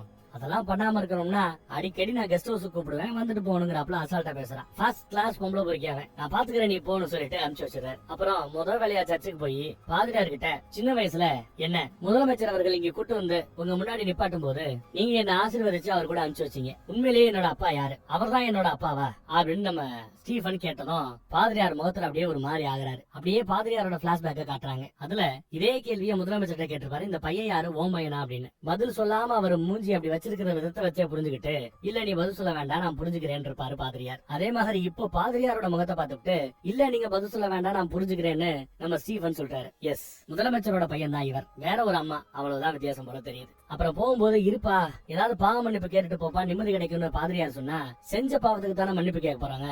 நான் இனிமே செய்ய போற பாவத்துக்கு எப்படி அட்வான்ஸா மன்னிப்பு கேட்க முடியும்? ரொம்ப கொடூரமான நிறைய விஷயங்களை செய்ய வேண்டியிருக்கு, களை எடுக்க வேண்டியிருக்கு, நான் வாரேன்னு சொல்லிட்டு கிளம்பிடுறேன். அந்த பக்கம் பார்த்தா வர்மா சாரோட எடுபடிக்கு ஒரு எடுபடி இருப்பான்ல, அவங்கிட்ட தான் அப்பப்போ ஏதாவது ஒரு லேடியோட போட்டோ காமிச்சு இவங்களை அரேஞ்ச் பண்ணு அவங்களை அரேஞ்ச் பண்ணுன்னு கூட்டுக்கிட்டே இருப்பான் மயில் வாகனம். அதுலயே ஒரு சீரியல் ஆக்ட்ரஸோட போட்டோ காமிச்சிட்டே இருந்தால அந்த சீரியல் ஆக்ட்ரஸ் இப்ப கிடைச்சிட்டாங்களா. அவங்க வீட்டுக்கு மயில் வாகனத்தை கூட்டு போறாப்ல. மயில் வாகனம் ரொம்ப குஷியா சந்தோஷமா வராரு. கடைசியில இந்த மயில் வாகனத்துக்கு ஏத்த மயில் கிடைச்சிருச்சுன்னு குஷியா வராரு. உள்ள பார்த்தா அந்த சீரியல் பொண்ணு ஒரு மாதிரி பயந்துகிட்டு இருக்கா. மிரட்டி தான் கூட்டு வந்துருக்காங்க போல தெரியுது. வெளியில கார்ல இருந்து ஆறு அடிக்கிற சத்தம் கேட்க நிம்மதியா 2 நிமிஷம் இருக்க விட மாட்டாங்களே, இத வார என்ன அவர் வெளியில போயிருப்பாருங்க. அப்படி வெளியில போகும்போது சடக்கு ஏதோ சத்தம், சடக்கு சத்தம் கேட்டது. இந்த பொண்ணு பதறுவா, உள்ள வர கதவு பூட்டி இருக்குது. என்னடான்னு பார்த்தா அந்த கூட இருந்த ஊர்க்காரங்க எல்லாம் கத்தியால குத்தி கிழிச்சிட்டாங்க. சாகர தருவாயில அப்படியே கண்ணை பொழந்து பாக்குறாரு. பார்த்தா இருக்கிறது நம்ம ஸ்டீஃபன். நீ ஏன் மேல கைய வச்ச, பாவம்னு மன்னிச்சு விட்டேன், ஆனா எங்க வீட்டு பொண்ணு மேல கைய வச்சா உனக்கு மன்னிப்பே கிடையாதுடான்னு சொல்றாரு. சாகும்போது ஸ்டீஃபனோட காலரை பிடிச்சி ஏதோ கேட்க வருவாரு, அதுக்குள்ள செத்து போயிட்டாரு. காலர் எல்லாம் ரத்தமா இருக்கும். அடுத்து கட் பண்ணா அந்த டிவிக்காரங்க 2 பேர் இருக்கிறாங்கல்ல, ஹஸ்பண்ட் ஒய்ஃப், அவங்களோட அபார்ட்மெண்ட்டுக்கு வந்தா அதுக்கு முன்னாடியே உள்ள ஜம்முன்னு உட்காந்துட்டு இருக்காரு நம்ம ஸ்டீஃபன். அரண்டு போவாங்க 2 பேரும். என்ன பத்தி மீடியால போட்டது வச்சது இதெல்லாம் எதற்காகன்னு எனக்கு தெரியும். உங்க கம்பெனி ஏதோ கடல்ல கிடக்குதா, அந்த கடனை பாபி அடப்பான்னு சொன்னதுனால நீங்க அதெல்லாம் பண்ணீங்கல்ல அப்படின்னு பேசும்போது ஆமா உண்மைன்னு பேசுவார். இனிமே நீங்க முதலமைச்சரோட பொண்ணும் ஃபாரின்ல இருந்து வந்த அந்த பையன் அவங்க 2 பேரும் என்ன சொல்றாங்களோ அதைத்தான் கேட்கணும், அவங்க சொல்படி நடக்கணும். அப்படி பண்ணீங்கன்னா உங்க கடனை நான் அடைக்கிறேங்கிறாப்ல. ஐயோ சார், என் கடன் எக்கு தப்பா இருக்குன்னு சொல்லி முடிக்கல, அதுக்குள்ள மெசேஜ் வருது. 45 கோடி கரெக்டா போட்டு இருக்காப்ல. அரண்டு போறாரு. அடுத்து தம்பிக்கு அக்கா போனை போட்டு ஒரு முக்கியமான ஃபைல் ஒண்ணு கார்ல வச்சிருக்கிறேன், அதை பார்த்துட்டு நீ பண்ண வேண்டியதை பண்ணுன்னு அப்டேட் கொடுக்குறாங்க. அந்த ஃபைல் எல்லாம் பார்த்தா நம்ம கோவர்தை ரெடி பண்ணிருந்தால நிறைய ஆதாரங்களை, யார பத்தியது, நம்ம பாபியை பத்தியது, அது மொத்தமா அங்க இருக்குது. அந்த பக்கம் அந்த ரவுடி பாபியை கூட்டி அங்க போய் இங்க மும்பைல அவங்க இடத்துல வச்ச என்னடா எல்லாம் தப்பு தப்பா நடக்குதுன்னு விசாரிச்சுட்டு இருப்பாப்ல. ஒன்னும் பிரச்சனை இல்ல, முதலமைச்சரோட பையனையே இப்ப முதலமைச்சர் ஆக்குறதுக்கு இருக்கிறோம், அவன் தான் ஜெயிக்க போறான்னு எல்லா தேர்தல் கணிப்புகளுமே சொல்லுது. அவன் நான் சொல்ற இடத்துல எல்லாம் கழுத்து போடுவான், நான் பாத்துக்கிறேன், உங்க பணத்தை வட்டியோட செட்டில் பண்றேன்னு பேசிட்டு இருக்கும் போது இந்த பக்கம் மீடியாவை கூப்பிட்டு எங்க குடும்பத்தை பேரை பயன்படுத்தி எங்க அக்காவோட 2வது புருஷன் ஏகப்பட்ட தவறுகளை பண்ணிருக்கான், ஏகப்பட்ட சொத்துக்களை சேர்த்திருக்கான், அவன் பண்ண தப்புக்கெல்லாம் ஆதாரங்கள் இருக்குது, கூடிய சீக்கிரம் அவரை அரெஸ்ட் பண்ணணும், புடிச்சு ஜெயில போடணும், என் குடும்பத்திலேயே ஒரு ஆள் தப்பு பண்ணாலும் புடிச்சு உள்ள போடுறதுதான் நேர்மைங்கிறாப்ல எடுத்து பேச அத்தனை பேரும் அவனுக்கு ஓட்டு போட தயாராயிட்டாங்க. இதெல்லாம் டிவில ஓடுது. இப்பதான் நான் சொல்ற இடத்துல எல்லாம் கழுத்து போடுவேன்னு இங்க பேசினா தனக்கே விட்டுடுச்சானா, எனக்கே அப்படி சில உன்னை பாத்துக்கிறேன்டா, உன்னை நான் அங்க வர வச்சதே நான் தான் பேசும்போது டேய் நீ ஒண்ணும் கூப்பிட்டு நான் வரல, எங்க அண்ணன் கூப்பிட்டு தான் நான் வந்தேன் அப்படின்னு சொன்னதும் அரண்டு போறான் இவன். அடுத்து வெளியில விட மாட்டேங்கிறாங்க பாபிய. நிலைமை கையை மீறி போயிடுச்சு. வாசு வர வரைக்கும் நீ இங்கதான் இருக்கணும்னு சொல்லிட்டு பாபியை கட்டி போட்டு வச்சிருப்பாங்க. அடுத்து நம்மால வர்மாவை பாக்குறதுக்காக போறார். வர்மாவுக்கும் முதலமைச்சர் ஆகணுன்ற எண்ணம் இருக்குது இல்ல, அதுக்காக சித்து விளையாட்டு ஏதாவது பண்ணணும்னு நினைக்க கூடாதுன்னு வந்து வாணி கொடுக்குறாப்ல. நம்மால போற போக்குல கூடயே இருந்துட்டு இந்த தண்டவாளத்துல தள்ளி விடுறாப்ல எல்லாம் என்ன தள்ளி விடணும்னு நினைக்காதீங்க, முந்திக்கிட்டு உங்களை தள்ளி விட்டுருவேன்னு ஒரு மிரட்டுவார். ஜெயில போய் மோகன்லால் கிட்ட ஸ்டீபன் கிட்ட நாம சொன்ன கதையெல்லாம் இவன் சொல்றானே, கடைசியில இவன் ஸ்டீபனோட ஆளாங்கிறாப்ல. வர்மா அரண்டு போறாரு. கட் பண்ணா பாபி இப்போ மும்பைல ஒரு இடத்துல மாட்டிக்கிட்டு இருக்கிறான். அந்த போதை ஆசாமிகளோட ஏரியாக்குள்ள மாட்டிக்கிட்டு இருக்கிறான். அங்கேயே போய் அவனை தூக்கணும்னு ஸ்டீபன் சொல்லிட்டாரு. அதை செய்யறதுக்காக நம்ம பிருத்திவி வேற துடிச்சுக்கிட்டு இருக்கிறாப்ல. ஆசியால இருக்கிற ஒரு மிகப்பெரிய கூலிப்படையின் தலைவர் அவன் அப்படின்னா பாத்துக்கோங்க. அவங்க ஆட்களை உள்ள இறங்குறாங்க. ஒரு பக்கம் குத்துப்பாட்டு அதுவுமா இருக்க, இன்னொரு பக்கம் களை எடுக்கிறத அவங்க ஆரம்பிச்சிட்டாங்க. எங்க இருந்து அடிக்கிறாங்கன்னே தெரிய மாட்டேங்குது.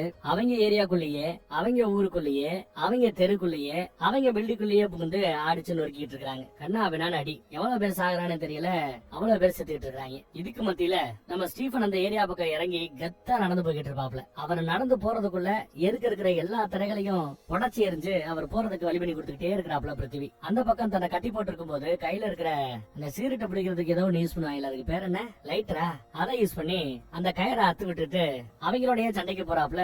அந்த பக்கம் நம்ம பாபி ஒரு அடியால் அடிச்சு போட்டு அந்த ரவுடி கூடையும் பயங்கரமா சண்டை போட்டு அவர் கத்திய வச்சு அவரை குத்தி கிழிச்சு கொண்டு போட்டுறாரு. அதுக்குள்ள நம்ம பாசும் அந்த பக்கத்துல வந்துருவாரு. நம்ம ஆட்கள் ஆல்ரெடி பல பேரை அடிச்சு போட்டு முன்னேறி வந்துகிட்டு இருக்காங்க. அங்க ஒரு பார் இருக்கும்ல, அங்க நம்ம மோகன்லால ஸ்டீபன் உட்கார்ந்து இருக்கிறாப்ல. இந்த பக்கம் அந்த பில்டிங் விட்டு வெளியில வரும்போது பாஸ் அடியாட்களோட நிக்கிறான். இவன் தப்பிச்சு வெளியில வரும்போது பார்த்தா, நான் அன்னைக்கே சொல்லல என் கூட டீல் வச்சுக்கிட்டா ஒரு கால அந்த டீல் படி நடக்கலன்னா உனக்கு சாவு நிச்சயம்னு. இதோ சாவுன்னு சொல்லிட்டு துப்பாக்கி எடுத்து சுட போனா அவங்க 3 பேரையும் யாரோ சுட்டு கொள்றாங்க. யாரா அதுன்னு அவருக்கு ஒண்ணும் பிடிபடல. நம்மள காப்பாத்த வந்திருக்காங்கன்னு கூட அவருக்கு மேபி சந்தேகம் இருக்கலாம். ஆனா அலாக்கா கொண்டு போய் பார்ல ஸ்டீபன் முன்னாடி கொண்டு போய் உட்கார வைக்கும் போதுதான் காப்பாத்த வரல, நம்மள போடுறதுக்காக தான் வந்திருக்காங்கன்னு அவங்களுக்கு தெரிய வருது. போனை போட்டு ஒரு 2வது புருஷன் இங்கதான் இருக்கிறான் பேசுன்னு சொல்லிட்டு போனை லவுட் ஸ்பீக்கர்ல நடுவுல போடுறாரு. இப்ப இவனை என்ன பண்ணட்டும் அப்படின்னு கேட்க, காணாம படமாக்கிருங்கன்ட்டாங்க. நம்ம இந்த மாதிரி பெரிய டார்கெட்டை போட்டு தள்ளுறதுக்குன்னா இவங்க ஸ்பெஷலான துப்பாக்கி வச்சிருப்பாங்க போல. அதுல தோட்டாக்களை எல்லாத்தையும் லோடு பண்ணி போட்டு தள்ளிட்டாரு நினைக்கிறேன். அடுத்து நியூஸ்ல பார்த்தா பாபி இறந்து போயிட்டாங்கிற செய்தி வருது. அதை பார்த்ததும் அலெக்ஸ் அப்படியே அரண்டு போறாரு. ஐயோ அப்படின்னு பதறாரு.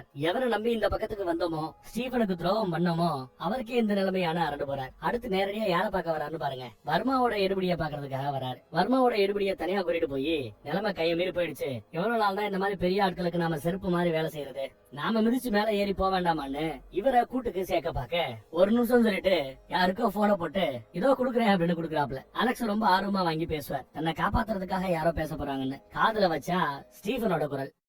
அலெக்ஸ், எனக்கே துரோகம் பண்ணிட்டேல்ல, துரோகத்துக்கு ஒரே தண்டனை தான், அது உனக்கு இப்ப கிடைக்கும்னு கட் பண்ணிட்டேன். திரும்பி பார்த்தா கையில சைலன்சர் துப்பாக்கியை ரெடி பண்ணிட்டு இருக்கிறாரு அந்த எடுபடி. ஏண்டா நீ அங்க இருந்து துரோகம் பண்ணலாம், அப்பயே யோசிக்க வேண்டாம் அதே மாதிரி ஒருத்தன் இங்க இருப்பான்ட்டு, தப்பு பண்ணிட்டேன்னு சொல்லி அலெக்ஸ சுட்டு கொண்டுறாப்ல. அப்புறம் ஜெயில போட்டாங்கல்ல, ஜெயில கிடையாது பைத்தியக்கார ஆஸ்பத்திரியில மென்டல் ஹாஸ்பிட்டல்ல கோவர்தனை சேர்த்தாங்கல்ல, அந்த கோவர்தன் இப்ப ரிலீஸ் ஆகி நம்ம ஸ்டீபன் இடத்துல ஆசிரமத்துக்கு வந்திருக்கிறாப்ல. சொல்ல போனா பாபி மேல இருக்கிற அத்தனை புகார்களுக்குமான ஆதாரமும் இவர்கிட்ட தான் இருந்தது. அந்த ஆதாரத்தை தான் நம்ம ஸ்டீபன் பயன்படுத்தி அவரை ஒரு தேடப்படும் குற்றவாளியாக மாத்தினார். யார? பாபிய, 2வது புருஷன். ஆசிரமத்துக்கு வந்தா அந்த ஜெயில ஒரு பெரியவரை போட்டாங்கல்ல பிள்ளைங்க 2 பேரு, அந்த ஜெயில் பெரியவர் இப்போ ஆசிரமத்துல தான் இருக்கிறார். ஸ்டீபன் அங்கிள் உங்ககிட்ட இதை கொடுக்க சொன்னாருன்னு இவரோட லேப்டாப் பேக்கையே இவர்கிட்ட ஒப்படைச்சிட்டு போகுது ஒரு குழந்தை. அதை ஓபன் பண்ணி பார்த்தா உள்ள கட்டுக்கட்டா பணம், கூடவே ஒரு லெட்டர். அந்த லெட்டர் எடுத்து படிச்சு பாக்குறாரு. நீங்க என்ன பத்தி சொன்ன எல்லாமே உண்மைதான். இந்த நாடே பார்த்து பயப்பட வேண்டிய ஆனா பாசம் காட்டுற சர்வாதிகாரி, கொடூர விஷம், விஷ பாம்பு நான் தான். நீங்க என்ன பத்தி சொன்ன எல்லா விஷயங்களுமே உண்மைதான். நீங்க போய்கிட்டு இருக்கிற வழியில தொடர்ந்து போங்க. சத்தியத்தை தேடுறவங்க தான் இந்த நாட்டுக்கு என்னைக்குமே தேவை. இந்த லெட்டரை படிக்கும் போது நீங்க எதிர்பார்க்காத ஒண்ணு உங்களுக்காக காத்துக்கிட்டு இருக்கு. இப்படிக்குன்னு போட்டு எல்லுன்னு எழுதி இருக்கிறார். எல்லுனா என்ன அர்த்தம்? லூசிஃபர்னு அர்த்தம் இல்லையா? அது மட்டும் இல்லாம தன்னோட ஆசிரமத்தையும் நீ தான் பாத்துக்கணும்னு வேற போட்டிருக்கிறாரு. என்னது கிஃப்ட்னு திருப்பி பார்த்தா இவரோட பொண்டாட்டி பிள்ளைங்க எப்பயோ இவரை விட்டுட்டு வெளியில போயிருந்தாங்க. அவங்க இவரை தேடிங்க வந்திருக்காங்க. எல்லாம் நம்ம ஸ்டீபனோட நல்ல எண்ணம் தான். இந்த மாதிரி ஒருத்தருக்கு துணையா பொண்டாட்டி பிள்ளை இருக்கணும்னு நினைச்சு குடும்பத்தை சேர்த்து வச்சிருக்கிறார். இந்த ஆசிரமத்தை நடத்துறதுக்காக ஆசிரமத்தையும் கொடுத்திருக்கிறார். நடத்துறதுக்கு நிர்வாகம் பண்றதுக்கு தேவையான பணத்தையும் கொடுத்திருக்கிறார். கோவர்த்தனுக்கு ரொம்ப சந்தோஷமாயி போச்சு. அடுத்து அந்த பக்கம் பார்த்தா முதலமைச்சரோட புள்ள தம்பிகாரன் அடுத்து நடந்த எலெக்ஷன்ல ஜெயிச்சு முதலமைச்சர் ஆயிட்டான். சரி, இப்ப ஸ்டீபன் எங்கன்னு பார்த்தா கட்சிய கரெக்டா ஆட்கள் கிட்ட ஒப்படைச்சிட்டு இனி இவங்க நாட்டை நல்லபடியா நடத்துவாங்கன்னு நம்பி அவர் இந்த நாட்டையே காலி பண்ணி எங்கேயோ போயிட்டார். ஸ்டீபன் எங்கிறது இப்ப யாருக்குமே தெரியாது. எங்கேயா இருக்காருன்னு பார்த்தா எங்கேயோ ஒரு ஹெலிகாப்டர் ஒரு பனி பிரதேசத்துல பறந்துகிட்டு இருக்குது. அங்க எப்பவுமே வேட்டி சட்டையில பாத்துக்கிட்டு இருந்த நம்ம ஸ்டீஃபன் கோட்டு ஷூட் எல்லாம் போட்டு வேற லெவல்ல இருக்கிறார். அப்ப நம்ம பிருத்திவிராஜுக்கு ஒரு கால் வருது. அந்த பக்கம் ஒரு பெரிய டானு கால் பண்ணி பேசுறாரு. நாங்க போதைப் பொருளை இறக்குமதி பண்ணுவோம், ஏற்றுமதி பண்ணுவோம், அதை கேட்கறதுக்கு நீங்க யாரு, தடுக்கிறதுக்கு நீங்க யாரு அப்படின்னு ஓவரா சத்தம் போட்டுக்கிட்டு இருப்பாரு. அப்ப அந்த காலை வாங்கி நம்ம ஸ்டீஃபன் தான் பேசுறாப்ல. இந்த பக்கம் அதுக்குள்ள இவரு, அவ்வளவு பெரிய அப்பாட்டக்காரடா நீங்க, என்னைய மிரட்டுறதுக்கு, யாரா நீங்க, ஒசாமாவோட புள்ளையா, தாவூத்தோட குடும்பமா, யாரா நீங்கன்னு கேட்கும் போது ஆபிராம், குரேஷி ஆபிராம்னு சொன்னதும் அந்த மனுஷன் அப்படியே அரண்டு போறாப்ல. எது குரேஷி ஆபிராமா? இந்த படத்தோட ஸ்டார்டிங் சீன்லயே போட்டிருந்தாங்கல்ல, நிறைய தங்கத்தையும் வைரத்தையும் கடத்தி மிகப்பெரிய ஒரு இருட்டு சாம்ராஜ்யத்தையே நடத்திக்கிட்டு இருக்கிறவர் தான் குரேஷி ஆபிராம்னு. அவரோட கம்பெனி தான் எம்என்எம். அந்த கம்பெனில இருந்து தான் இவங்க கட்சிக்கு தொடர்ந்து ஃபண்டிங் வந்துகிட்டே இருந்தது. இது யாருக்குமே தெரியாது. கடைசியில் இந்த உண்மையை நமக்கு ரிவீல் பண்றாங்க. அவர் கையில போட்டிருக்கிற மோதிரத்தையும் கவனிங்க. ஏன்னா அடுத்த பாட்டுல இது ரொம்ப முக்கியமா காட்டுவாங்க. கத்து காட்டு போறாப்ல. பிருத்திவிராஜ் ஒரு கூலிப்படையின் தலைவர்னு சொன்னோம்ல, அந்த கூலிப்படையை நடத்துறதும் சாட்சாத் நம்ம குரேஷி ஆபிராம் தான். முதலமைச்சரோட வளர்ப்புல வீட்டுல வளர்ந்துகிட்டு இருந்தவரு அடுத்த ஆசிரமத்துக்கு மாத்தப்பட்டார். ஆசிரமத்துல சில வருடங்கள் இருந்துட்டு நான் பொழப்பு தேடி போறேன்னு வெளிநாட்டுக்கு போனாரு நம்ம ஸ்டீஃபன். கிட்டத்தட்ட 18 வருஷம் வெளிநாட்டுல என்ன பண்ணார் ஏது பண்ணாருன்னு யாருக்குமே தெரியாது. அப்புறம் திரும்பி வரும்போது அப்பா இவரை எம்எல்ஏ ஆக்கிட்டாப்ல. சரி, நாட்டுக்கு நல்லது செய்யணும்னு இவர் இருந்துட்டார். அந்த இடைப்பட்ட அந்த 18-20 வருஷத்துல இவர் என்ன பண்ணார் ஏது பண்ணார்ன்றது யாருக்குமே தெரியாது. அந்த இடைப்பட்ட வருஷத்துலதான் இவரு குரேஷி ஆபிராம்னு இன்டர்நேஷனல் லெவல்ல ஒரு மிகப்பெரிய சாம்ராஜ்யத்தையே உருவாக்கி வச்சிருக்கான்னு நினைக்கிறேன். எங்க இந்த போதைப் பொருள் விஷயம் வெளியில வந்தாலும் அதை தடுக்கிறதுக்கு முதல் ஆளா போறது குரேஷி ஆபிராம் தான் போல தெரியுது. லூசிபரோட வேட்டை தொடரும்ன்றாப்ல ஃபர்ஸ்ட் பார்ட் முடிஞ்சிருச்சு. லூசிபர் பாகம் 2 எம்புரான். படத்தோட பேரை சொல்லும் போதே ஒரு மாதிரியா இருக்குல்ல, கொஞ்சம் வன்மையோட அந்த எம்புரான்னு சொல்றாப்ல இருக்குல்ல. படமும் அப்படித்தான் இருக்கும். படம் முழுக்க முழுக்க அரசியலும்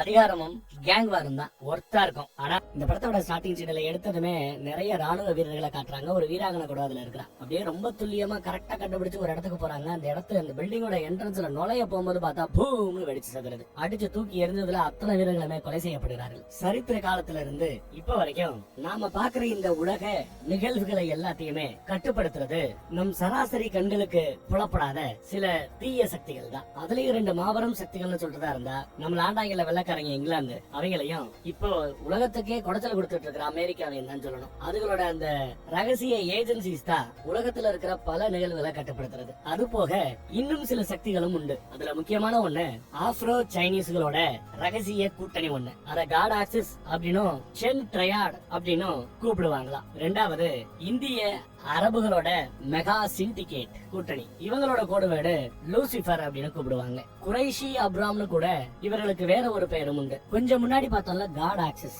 அவங்களோட கம்பேர் பண்ணும்போது இவங்க கொஞ்சம் கீழே தான். காட் ஆக்சிஸ் தான் இன்னும் பவர்ஃபுல்லான கேங்னு நினைக்கிறேன். அப்புறம் பார்த்தா எங்கேயோ ஒருத்தன் ஒரு கடைக்குள்ள ஓடியாரா. அந்த கடையோட பேரு வாஷும் ஷாப். அப்பா நான் வாஷுமோட ஷாப்ல ஷேப்பா இருக்கிறேன், சேஃபா இருக்கிறேன், ஒன்னும் பிரச்சனை இல்லை, நீங்க இங்க வர வேண்டாம்னு சொல்லிட்டு இருக்கும் போது பின்னாடி இருந்து எவனோ ஒருத்தன் பின்னந்தரையில அடிச்சு கொண்டு போட்டுறான். இந்த பக்கம் ஹலோ ஹலோன்னு கத்திக்கிட்டு அந்த குடும்பம் கஷ்டப்படுது. அந்த குடும்பத்துல ஒரு பையன் இருக்கான். இவன் எங்கேயோ பார்த்தாப்ப எனக்கு ஞாபகம் இருக்குது, எங்க பார்த்தேன்னு மறந்து போயிட்டேன். யாராவது தெரிஞ்சா கமெண்ட்ல சொல்லுங்க. இந்த பையனை எங்கேயோ பார்த்திருக்கிறேன், மறந்துட்டேன், வயசாகி போச்சா மறந்துட்டேன். இப்படி டிராக்டர்ல ஒரு குடும்பம் வருது இல்ல, எல்லாம் அப்படியே கூட்டம் கூட்டமா ஒரு பண்ணையாரம்மா வீட்டுக்கு வராங்க. பாக்குறதுக்கு பண்ணையாரம்மா மாதிரி இருக்கிறதுனால அப்படி பேர் வச்சுக்கிட்டோம். அவங்களும் வந்தவங்க எல்லாரையும் பிரச்சனை எல்லாத்தையும் அப்புறம் பேசிக்கலாம், முதல் இன்னைக்கு ராத்திரி எல்லாரும் ஒத்துமையா இங்க தங்குங்க, சாப்பிடுங்க, தூங்குங்க, அப்புறம் பாத்துக்கலாம்னு சொல்றாங்க. மத கலவரம் ஒண்ணு நடந்திருக்குது, அதுலதான் மாத்தி மாத்தி அடிச்சுட்டு இருக்காங்க போல தெரியுது. அதுல இருந்து தப்பிச்சு வரணும்னு இங்க வந்திருக்கிற குடும்பங்கள் தான் இவங்க. இந்தியாவை பொறுத்தளவுல மதம்ங்கிறது ஒரு அரசியல், அரசியல்ங்கிறது ஒரு பிசினஸ். இந்துவோ முஸ்லீமோ, ஆம்பளையோ பொம்பளையோ, வலியவனோ எளியவனோ, எல்லாத்துலயுமே ஒரு பிசினஸ் பார்வையை தான் காட்டும் அப்படின்னு எடுத்து சொல்றாங்க அந்த பாட்டிமா. அங்க இருக்கிற ஒரு பெரியவர், ஒரு முஸ்லீம் பெரியவர்,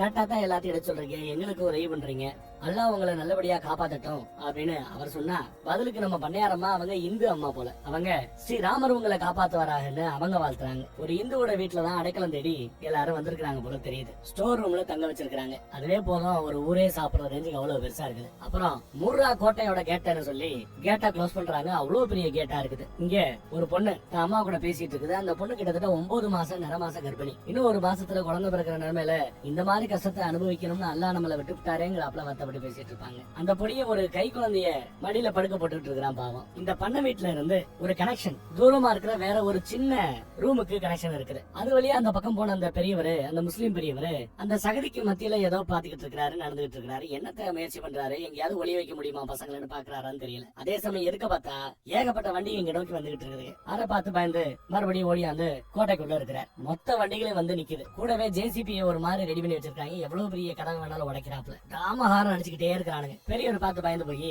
இருக்கிற ஜன்னல் கதவு எல்லாத்தையுமே மூடுகன்னு சொன்னதும் ஷோரூம்ல இருக்கிறவங்க அத்தனை பேருமே அந்த வேலையை செய்யறாங்க. எல்லாத்தையும் மூடி வைக்க பாக்குறாங்க. இவங்களுக்கு நல்லபடியா சோறு கொடு, நல்லபடியா தங்க வைன்னு தான் வீட்டுல இருந்த முன்னா கிட்டதான் இந்த அம்மா எடுத்து சொல்லிக்கிட்டு இருந்தது. இப்ப அந்த அம்மா வருது, யாருக்காவது போன் பண்ணலாமனு பார்த்தா லைனு கட்டு. இந்த பக்கம் பார்த்தா உள்ள வந்தவங்களுக்கும் ஏற்கனவே இந்த பண்ண வீட்டுல இருந்தவங்களுக்கும் பயங்கரமான சண்டை. மாத்தி மாத்தி வெட்டிக்கிறாங்க, குத்திக்கிறாங்க. மிகப்பெரிய சண்டை நடக்குது. எங்க பார்த்தாலும் கொலவெறி தாக்குதல் தான் நடக்குது. இனியா நடக்குது இங்கன்னு முன்னா கிட்ட கேட்கும் போது பல்ராஜ் பையா வந்துகிட்டு இருக்கிறாருங்கிறாரு. அவரு யார் யாரு பல்ராஜ் பையான்னு பார்த்தா ஒரு ஆள் ரொம்ப கெத்தா கத்தியோடையும் துப்பாக்கியோடையும் உள்ள வராரு ஹீரோயிசத்தோட. பாட்டிமா பார்த்துட்டு பல்ராஜ் நீயா அப்படின்னு கேட்கும் போதே நெத்தி பொட்டிலேயே துப்பாக்கி தோட்டாவை இறக்கி விட்டான். அப்படியே அவங்க நாற்காலியில பணமா கிடப்பாங்க. அந்த பணத்தை அப்படியே முன்னாடி வீசி எரிஞ்சிட்டு அந்த நாற்காலியில இவன் போய் உட்காந்துப்பான். இவன் நேரம் பக்கத்துல வந்தானே முன்னா, அவன் தான் துரோகி. இறந்து போன அந்த பணத்தை போய் நச்சு நச்சுன்னு எத்தி தான் வீரத்தை காட்டிக்கிட்டு இருக்கிறான் அந்த முன்னா. அப்போ இந்த பையாவோ என்னதான் இருந்தாலும் அவங்க உன்னோட ஆன்டி, அவங்கள பேரை சொல்லி கூப்பிடுறது இந்த மாதிரி எத்துறது தப்புங்கிறாரு. உள்ள இருக்கிற எல்லா பேரையும் கொள்ளுங்கிறாரு. அடுத்து அதே சமயம் உள்ள இருக்கிறவங்க எல்லாம் அந்த ஸ்டோர் ரூம் கதவை இருக்க பிடிச்சுக்கிட்டு இருக்காங்க, உள்ள யாரையும் விடக்கூடாதுன்ட்டு. இன்னொரு அந்த சின்ன ரூமோட எது இருக்கு இல்லையா, அது பக்கத்துல அந்த பையன் ஒளிஞ்சிட்டு இருக்கிறான். அந்த பையனோட முதுகுல அவனோட தம்பி நினைக்கிறேன் அவனை அழகா கட்டி அவனோட வாயை நல்லா இறுக்கி கட்டிட்டாங்க. ஏன்னா குழந்தை இல்ல, அலறவோ எதுவும் செஞ்சிடக்கூடாதுங்கிறதுக்காக இறுக்கி கட்டிட்டாங்க. முதுகுல இந்த மாதிரி ஒரு பையன் இருக்க, அவனே ஒரு பையன், அவன் நடக்கிற கூத்தெல்லாம் கவனிச்சுக்கிட்டு இருக்கிறான். கதவை உடைச்சுக்கிட்டு உள்ள வர்றாங்க, வால் எடுத்து கண்ணா பின்னான்னு வெட்டுறாங்க, செய்யறாங்க, ஏகப்பட்ட பேரை குத்தி கொள்றாங்க. இதுலயும் ஒரு நரமாச கர்ப்பிணி பொண்ணு இருப்பாங்கல்ல, அவங்கள தான் அந்த முன்னா பயபுல வந்ததும் புளிர்னு அடிக்கிறான். நரமாச கர்ப்பிணியாச்சேனெல்லாம் விட்டு வைக்கல, கொடூரமா தாக்குறான். கண்ணா அப்படின்னா எல்லாரையும் அடிக்கிறாங்க, கொள்றானுங்க. இந்த பையனோட அப்பாவா அப்பான்னு கூப்பிடுறான், அப்பா தான் நினைக்கிறேன், அந்த முஸ்லீம் பெரியவர், அவரையும் அடிச்சு தள்ளிட்டு இருக்காங்க. உள்ள அந்த பையா வரும்போது அவரை பின்னாடி இருந்து ஓங்கி உணர்ந்தோட ஒரு பிடிப்பாரு கழுத்தை, முன்னாடி தள்ளி ஒரு வெட்டு வெட்டுறான். இன்னும் இறக்கம் இல்லாம ஆம்பளை பொம்பளைன்னு பார்க்காம எல்லா பேரையும் வெட்டி சாக்குறாங்க. அந்த நிறமாச கர்ப்பிணியோட அம்மாவை முன்னா முட்டை வைக்கிறான். அடுத்து இவங்கள அங்க இருக்கிற நெல்லு முட்டையா அந்த மூட்டை மேல சாக்கிறான் அந்த கர்ப்பிணி பொண்ணு. அடுத்து சென்சார் இருக்கிறதுனால கட் பண்ணிட்டாங்கன்னு நினைக்கிறேன். வயிற்றுக்குள்ள இருக்கிற, எனக்கு தெரிஞ்ச வயிற்றுக்குள்ள இருக்கிற அந்த கருவை வெளியில எடுத்து அடிச்சு கொண்டு இருப்பாங்க நினைக்கிறேன். ஒரு கட்டத்துல பார்த்தா மயான அமைதி. நடக்கிற அத்தனை குத்தையும் ஒரு இன்ச் ஒரு மூச்சு சத்தம் கூட வெளியில கேட்காதபடி உள்ள இருந்து எல்லாத்தையும் அந்த பையன் கவனிச்சிட்டு இருக்கான். எல்லாத்தையும் முடிச்சுட்டு அவங்க கிளம்பி போற சமயம் அந்த பாட்டிமா மட்டும் கரெக்டா அந்த இடத்துல உட்காந்துட்டு இருக்காங்க. அவங்களுக்கு பின்னாடிதான் இந்த பசங்க வந்து ஒளிஞ்சிட்டு இருக்காங்க. இந்த பெருசு என்ன பண்ண அப்படின்னு முன்னா கேட்க, பெருசு தானே ஃப்ரீயா விடு, நாளை பண்ண அதுவே செத்துருன்னு சொல்லிட்டு இவர் கிளம்பி போற சமயம் என்ன மட்டும் எதுக்கு மிச்சம் வைக்கிற, வயிற்றுல இருக்கிற பறக்காத பிள்ளைய கூட கொன்னீங்களே, என்ன கொள்றதுக்கு உங்களுக்கு என்னையா தயக்கம், கொண்டு போட்டுருங்கங்கிறாங்க அந்த அம்மா. இங்க நடந்த இந்த கூத்தெல்லாம் யாரும் பார்க்கல, யாரும் கேட்கல நினைக்காதீங்கன்னு சொல்லி அவங்க சாஞ்சிட்டு இருக்கிற அந்த மரச்சோரை கதவு மாதிரி இருக்கு, அதை டங்குன்னு தட்டிட்டு அவன் பார்த்திருப்பான், அவன் கேட்டிருப்பான், அவன் பதிலடி கொடுப்பாங்கிறாப்ல அந்த அம்மா சொல்லும் போது, போதும் நிறுத்து, மீதிய நீ நேர்ல போய் உங்க அல்லா கிட்ட எல்லாத்தையும் சொல்லி விட்டு கத்தி எடுத்து ஓங்கி ஒரு சொருகு. அந்த கத்தி இந்த பக்கத்துக்கு வருது பாருங்க, கொண்டு போட்டாங்க. ஆனா அந்த அம்மா மீன் பண்ணது பின்னாடி இருக்கிற இந்த வயல இல்லையா. இதுல கண்ணா பின்னான்னு துப்பாக்கி தோட்டாலாம் அந்த கதவுல ஓட்டையை போட்டு இந்த பக்கம் வந்திருக்கும். நல்ல வேலை ஒரு தோட்டா கூட இந்த பயம் மேல படல. எல்லா கொடூரத்தையும் பார்த்துட்டு பின்பக்கத்துல இருக்கிற அந்த சகதி வழியா அந்த இது வழியா அப்படியே அந்த பக்கத்துல தாண்டி போய்கிட்டு இருப்பான். அப்படி போய்கிட்டு இருக்கும் போது முதுகுல இருக்கிற அந்த தம்பியை பார்த்து, ஒன்னும் பிரச்சனை இல்ல, பயப்படாத, உன்னை நான் பாத்துக்கிறேன் அப்படின்னு பேசிட்டு இருக்கும் போதுதான் அந்த பையன் உடம்புல ஏதோ ரத்தம் இருக்கிறத கவனிச்சுக்கிட்டு முதுகுல இருந்து அப்படி முன்னாடி கொண்டு வருவான். பார்த்தா ஃபுல்லா ரத்த கலரி வந்த ஏதோ ஒரு தோட்டா அவனை தொலைச்சிருக்குன்னு நினைக்கிறேன். இருந்த அந்த ஒரு உசுறு துணை அதுவும் போயிடுச்சு. அதே சமயம் அங்க இருக்கிற அந்த மொத்த பண்ணையாரோட இடத்தையுமே எரிச்சிட்டாங்க. அந்த பண்ணையாரம்மாவோட இடத்த மொத்தமும் 10 எரியும் போது இவன் பயங்கரமா அழுதுட்டு கர்ஜிப்பான் பாருங்க.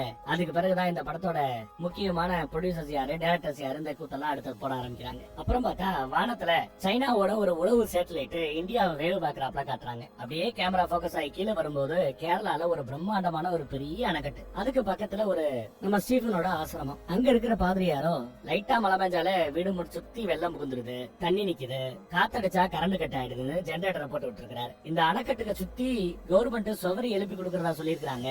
சுவரி எழுப்பிட்டாங்கன்னா அதுக்கு பிறகு இந்த பக்கத்துல தண்ணி வராது, நம்ம வீடு சேஃபா இருக்குங்கிறாப்ல ஏதோ ஒருத்தர் சொல்ல, அதெல்லாம் அந்த பாதிரியார் பெருசா எடுத்துக்கல. அப்புறம் கோவர்தன எங்க அப்படின்னு அவர் கேட்க, ஒரு லேடி உள்ளதான் இருக்காரு அப்படின்னு சொல்றாங்க, ஏதோ ரிசர்ச் பண்ணிட்டு இருக்காங்கன்னு சொல்றாங்க. அந்த ரிசர்ச்சர் அவர் பேரு கோவர்தன். அந்த ரிசர்ச்சர் இப்போ சேட்டலைட் போன் மூலமா வேற யாருக்கோ போன போடுறாரு. அதை அட்டன் பண்றவர் கார்த்தியா. அவரு சென்ட்ரல் டிபார்ட்மெண்ட்ல ஐபி எக்ஸிகியூட்டிவ்னு ஏதோ சொல்றாப்ல, சென்ட்ரல் கவர்மெண்ட் எம்ப்ளாயின்னு வச்சுப்போம். இவர் ஒரு தனி ஒரு யூடியூபர், நிறைய டார்க் வெப்ல பல அரசியல் ஏழுகளை பத்தி எல்லாம் ஆராய்ச்சி பண்ணக்கூடியவர், உண்மையை தேடிக்கிட்டே இருக்கிறவர். சென்ட்ரல் கவர்மெண்ட் எம்ப்ளாய்க்கு காலை போட்டு, பல்தேவுக்கு என்ன திடீர்னு கேரளா மேல இவ்வளவு வைக்கிற, அவரோட பார்வை ஏன் கேரளா பக்கம் திரும்புது அப்படின்னு கேட்டா, அந்த கேள்வியை கேட்டதும் அவர் ஒரு மாதிரி ஆகுறாரு அந்த சென்ட்ரல் கவர்மெண்ட் ஆளு. அதெல்லாம் தெரியாது, விசாரிச்சு சொல்றேன். ஸ்டீஃபனை பத்தி நான் கேட்டேன், ஸ்டீஃபன் ஸ்டீஃபன் மேட்டர் என்னாச்சுன்னு அவரு விசாரிக்க இப்போ வரைக்கும் ஒன்னும் டீடைல் கிடைக்கல.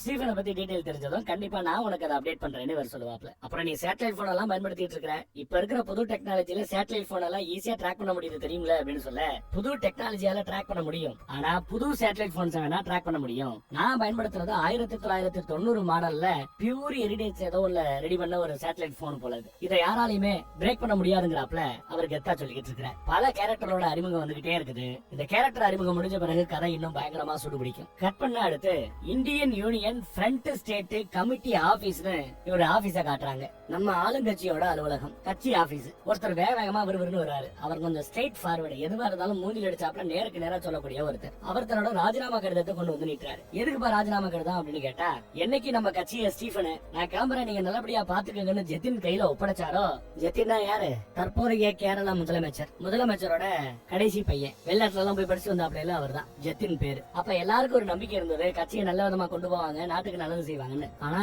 தம்பிக்கார ஜெத்தினோ கட்சியை படும் மோசமான நிலைமைக்கு கொண்டு போயிட்டார். அதோ அந்த டேம கட்டுறேன்னு பேர் வெளியில கொரியன்காரங்க கிட்ட ஏகப்பட்ட லஞ்சம் வாங்கியிருக்கான். அந்த மேட்டர் எல்லாம் நியூஸ்ல வெளியில வந்து சந்தி சிரிக்கிறதுக்கு முன்னாடி நான் ராஜினாமா பண்ணிட்டு போயிடுறேன்னு ராஜினாமா கடிதத்தை கொடுத்துட்டு கிளம்பி போயிட்டே இருக்கிறேன். அப்புறம் கட்சியில ஒருத்தர் இந்த ஜெத்தின்கிறவனோட அப்பா ரொம்ப நல்லவர் போல, PKRன்னு ஏதோ பேசிக்கிறாங்க. ரொம்ப நல்ல மனுஷன், கட்சி அவளை அழகா கொண்டு போனாரா. அவரோட புள்ள இந்த மாதிரி லஞ்சம் வாங்கிட்டு இப்படி தெரிவாங்கன்னு நான் நினைச்சு கூட பாக்கலன்னு தற்போதைய முதலமைச்சரை பத்தி எல்லாரும் பேச ஆரம்பிச்சாங்க. தலைவரை இதுல உங்களோட ஒப்பீனியன் என்னன்னு கட்சிக்காரங்க இந்த சென்ட்ரல் சீட்ல உட்காந்துட்டு இருக்காருல அவர்கிட்ட கேட்க, நம்ம வர்மா சார்கிட்ட கேட்க, பாருங்க என்னதான் இருந்தாலும் அந்த ஜெத்தின் தான் நம்ம கட்சியின் தலைவர், நம்ம மாநிலத்தோட முதலமைச்சர். அவரை அவையெல்லாம் பேசக்கூடாதுன்னு கண்டிக்க மட்டும் தான் செய்யறாரு. என்ன இதையெல்லாம் எதிர்கட்சி எப்படி அரசியல் பண்ண போதுன்னு தெரியல அப்படின்னு புலம்புறாரு. கட் பண்ணி இப்போ அந்த எதிர்கட்சிய காட்ட போறாங்க. அங்க ஏதோ ஃபங்க்ஷன் போல ஆடலும் பாடலும் எல்லாம் தடபடலாம் நடந்துகிட்டு இருக்குது. எதிர்கட்சிக்காரங்க இந்த மேட்டரை அரசியல் பண்ணலாமா வேணாமான்னு டிஸ்கஸ் பண்ணிட்டு இருக்காங்க. கொரியன்காரங்க கிட்ட நம்ம முதலமைச்சர் காசு வாங்கிட்டாரு, தம்பிக்காரன் வாங்கிட்டாங்க காசு. சோ கமிஷன் காசுக்காவது அவங்க சுத்தி சுவர் எழுப்பி ஆகணும், அந்த கட்டட வேலையெல்லாம் பண்ணி ஆகணும். ஆனா இதுல அவங்க அக்காவோட ஃபீட்பேக் என்னன்னு இன்னும் தெரியலையே அப்படின்னு அவங்க பேசிட்டு இருக்காங்க. இப்போ அந்த அக்காவை காட்டுறாங்க. ஆணும் பெண்ணும் சமந்தான்னு நம்ம ஸ்டீஃபன் டென்னு ஜெயிச்ச அதே தொகுதியில இவங்க ஏதோ பேசிட்டு இருக்காங்க. ஆனா ரொம்ப கம்பீரமா ஒரு அரசியல் மாதிரி பேச தெரியல. பொண்ணுக்காரியோ போமா தாத்தா மாதிரி பேச வரல, குறைஞ்சபட்சம் உன் தம்பி ஜித்தின் மாதிரியாவது பேசலாம்ல, அந்த ரேஞ்சு கூட பேச வரலையே உனக்குன்னு ஓட்டிக்கிட்டு இருக்கிறான். பேசுறது நீயானாலும் எழுதி கொடுத்தது நான் எழுதி கொடுத்ததெல்லாம் சூப்பரா ஒர்க் அவுட் ஆயிருக்கு அப்படின்னு தனக்குத்தானே சந்தோஷமா பெருமையா பேசிட்டு இருக்கிறான். அதே சமயம் அந்த மீடியாக்காரங்க இந்த ஆளுங்கட்சியோட ஆதரவு டிவி ஒண்ணு இருக்குல்ல, அவங்க கால் பண்ணி ஏதோ ஒரு முக்கியமான அனௌன்ஸ்மெண்ட பத்தி உங்க தம்பி ஏதோ பேச போறாராமே, அதை பத்தி தெரியுமான்னு கேட்டா தனக்கு எதுவும் தெரியாதுங்கிறாங்க. அடுத்து அந்த பக்கத்துல பார்த்தா அடுத்து ஒரு புது கேரக்டரோட அறிமுகம். அகண்ட சக்தி மோர்ச்சான்னு ஒரு மத சார்பு கட்சி. கட்சியோட பேர் என்ன? அகண்ட சக்தி மோர்ச்சா. அதுல சந்திரன் ஒருத்தர் பயங்கரமா சொற்பொழிவா ஆத்திக்கிட்டு இருக்கிறார். ஒரு காலத்துல நம்மள மாதிரி கட்சி எல்லாம் நோட்டா கூட சண்டை போடுற கட்சி இதெல்லாம் நம்மள ஓட்டிக்கிட்டு இருந்தாங்க. இப்ப நாமளும் 4 சீட்டு வாங்கி கத்து காமிச்சிட்டு இருக்கிறோம். கூடிய சீக்கிரம் நாம ஆட்சி அமைப்போம். ஆட்சி அமைக்கிற அந்த நாள் ரொம்ப நாள் இல்ல, அதுக்கு ஏத்தாப்புல ஒரு பெரிய அனௌன்ஸ்மெண்ட் உங்களுக்கு நாளைக்கு காத்துக்கிட்டு இருக்குன்னு எடுத்து சொல்லிக்கிட்டு இருக்கிறாரு அந்த சந்திரங்கிறவர். அகண்ட சக்தி மோர்ச்சாவோட இந்த மாநில தலைவரா பொறுப்பு என்ன ஏதுங்கிறது பின்னாடி வருவோம் பாப்போம். வீட்டுக்கு வந்தா தம்பி முதலமைச்சரை அக்காக்காக காத்துட்டு இருக்கிறாப்ல. அக்காவும் தம்பியை பார்த்துட்டு ரொம்ப சந்தோஷப்படுறாங்க. ரொம்ப நாளாச்சுல பார்த்து என்ன வீட்டு பக்கம் ஆளவே காணும்னு பேச ஆரம்பிக்கிறாங்க. அவன் தம் அடிக்க ஆரம்பிச்சிட்டான். என்ன தம்மெல்லாம் அடிக்கிற புது பழக்கம் கேட்க, இல்ல காலேஜ்ல பண்ணது ரொம்ப நாளைக்கு பிறகு இப்ப மறுபடியும் டச் எடுத்துருச்சு அப்படிங்கிறான். அப்புறம் லவர் எப்படி இருக்கான்னு விசாரிக்கும் போது இல்ல பிரேக்கப் ஆயிடுச்சுங்கிறான். நாளைக்கு ஒரு பெரிய அனௌன்ஸ்மெண்ட் நான் பண்ண போறேன், அந்த அனௌன்ஸ்மெண்ட்டுக்கு மீடியா உங்ககிட்ட உங்க நிலைப்பாடு என்னன்னு கேட்கும், நீ எந்த ஒரு கருத்தும் சொல்லக்கூடாதுன்னு முன்னாடியே வந்து பேசுவாங்க. பாரு நம்ம அப்பாவோட கொள்கைகளுக்கு எதிராக நீ எதுவும் பண்ணாத வர நான் எதுவும் பேச மாட்டேன் அப்படின்னு அழகா அடிச்சு சொல்றாங்க. தம்பியாரனும் இங்கேயே இருந்துகிட்டு நம்மள எல்லாம் ஆட்டி படைக்கிற அந்த ஸ்டீஃபனோட பேச கேட்டு இனி என்னால நடந்துக்க முடியாது, இனி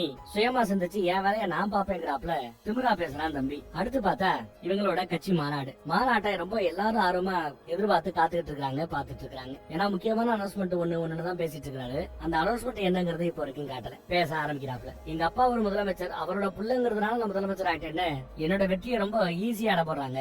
ஆனா நான் எந்த ஒரு பேரும் இல்லாம மறுபடியும் முதல்ல இருந்து ஆரம்பிச்சா கூட அப்பயும் நான் முதலமைச்சர் தான் ஆவேங்கிறாப்ல ரொம்ப பயங்கரமா பேச்சு கொடுத்துட்டு இருக்கிறேன். அதுக்கு எனக்கு இந்த கட்சி தேவையில்லை, இந்த கட்சியவே கலைச்சிட்டு நான் புது கட்சி ஆரம்பிக்க போறேன், எங்க அப்பா பேர்ல இந்த புது கட்சியை ஆரம்பிக்க போறேன்னு ஒரு பெரிய குண்டு தூக்கி போறேன். இந்த முயற்சியில எனக்கு துணையா நிக்க போறது என்னோட நண்பன் இந்த குருன்னு சொல்லி ஒருத்தர் அறிமுகப்படுத்துறாரு. அவரு ஹெலிகாப்டர்ல வந்து இறங்குறாப்ல. யார் யாது அப்படின்னு பார்த்தா ஹெலிகாப்டர்ல வந்து இறங்குறது பாபா பல்தேவ், அகண்ட முக்தி மோர்ச்சாவோட தேசிய தலைவர். அதே சமயம் மாநில தலைவர் சந்திரன் இருக்கிறாரு, இருக்காருல, அவரை தான் எடுபடிக்கு போன் பண்ணி சொன்னதும் அங்க ரெடியா காத்துக்கிட்டு இருந்தவங்க அகண்ட முக்தி மோர்ச்சாவோட கட்சி கொடியில இருந்து பேனர் உட்பட எல்லாத்தையும் எடுத்து அப்படியே அங்க ஃபில் பண்ண ஆரம்பிக்கிறாங்க. பாபா பல்தேவ காட்டுறாங்க. இந்த படத்தோட ஸ்டார்டிங் சீன்ல பார்த்தோமே, பல பேரை ஒருத்தன் கொண்டு குவிச்சானே, அவன் தான் வரான். அகண்ட சக்தி மோர்ச்சாவா, கூடால ஏதோ முக்தி மோர்ச்சான்னு சொல்லிட்டனும். இவரை நானு தேசிய தலைவர்னு சொன்னேன். ஆனா இவருக்குன்னு ஒரு பதவி கிடையாது. ஆனா அந்த கட்சியில முக்கியமான ஆட்கள் 3 பேரு, 3 ராஜ குருக்கள் இருக்குன்னு சொல்றாங்கன்னா அதுல ஒருத்தர் இவர்.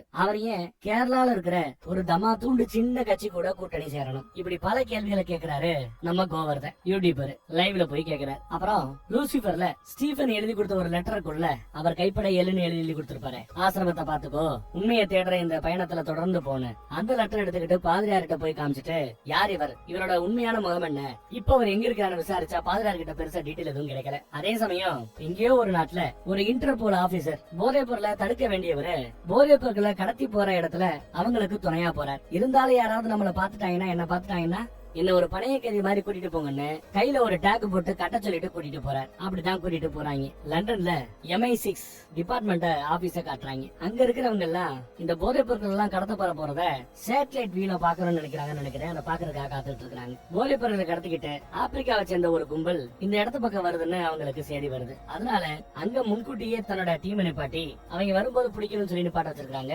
ஒரு லேடி கூட அதுல இருக்கிற அந்த ஆபீசர் பதறிக்கிட்டே வராப்ல, நாம எங்க போறோமோ அந்த இடத்துல நமக்கு முன்னாடியே எங்க டீம் காத்துக்கிட்டு இருக்கோம் உங்களை பிடிக்கிறதுக்காக சொல்ல, எவ்வாறு இது உங்க ஊர் கிடையாது, எங்க ஊரு எங்களுக்கு தான் நல்லா தெரியும், நாங்க பாத்துக்கிறோம் சொல்லி ஒரு குறுக்கு வழியில கூட்டு போறாங்க. நேர் வழியில வந்திருந்தா அங்கதான் போயிருப்பாங்க. குறுக்கு வழியில இவங்க போறதுனால அந்த டீம் காத்து கிடந்து இந்நேரம் வந்திருக்கணுமே, மிஸ் ஆயிடுச்சேன்னு அந்த லேடி வருத்தப்பட்டு இருப்பா. அதே சமயம் இந்த குறுக்கு வழியில போகும்போது எங்க இருந்து வந்து ஒரு ராக்கெட் பாம்பா அவங்களை அடிச்சு தூக்கும். எல்லா பேரும் பதறிக்கிட்டு சுத்தி முத்தி நின்று பாக்குறாங்க. பார்த்தா ஒரு ஹெலிகாப்டர்ல 3-4 ஹெலிகாப்டர்ல ரவுண்டு கட்டுறாங்க. பதிலுக்கு இவங்க சுட ஆரம்பிக்க, திருப்பி இவங்க சுட ஆரம்பிக்கன்னு அந்த இடமே போர்க்களம் ஆகிட்டு இருக்குது. எங்க பார்த்தாலும் மிகப்பெரிய தாக்குதல் தான். அந்த தாக்குதலோட முடிவுல கெத்தா அங்க இறங்கி வர்றது நம்ம ஸ்டீபன் தான், குறைஷி ஆபிரகாம் தான்.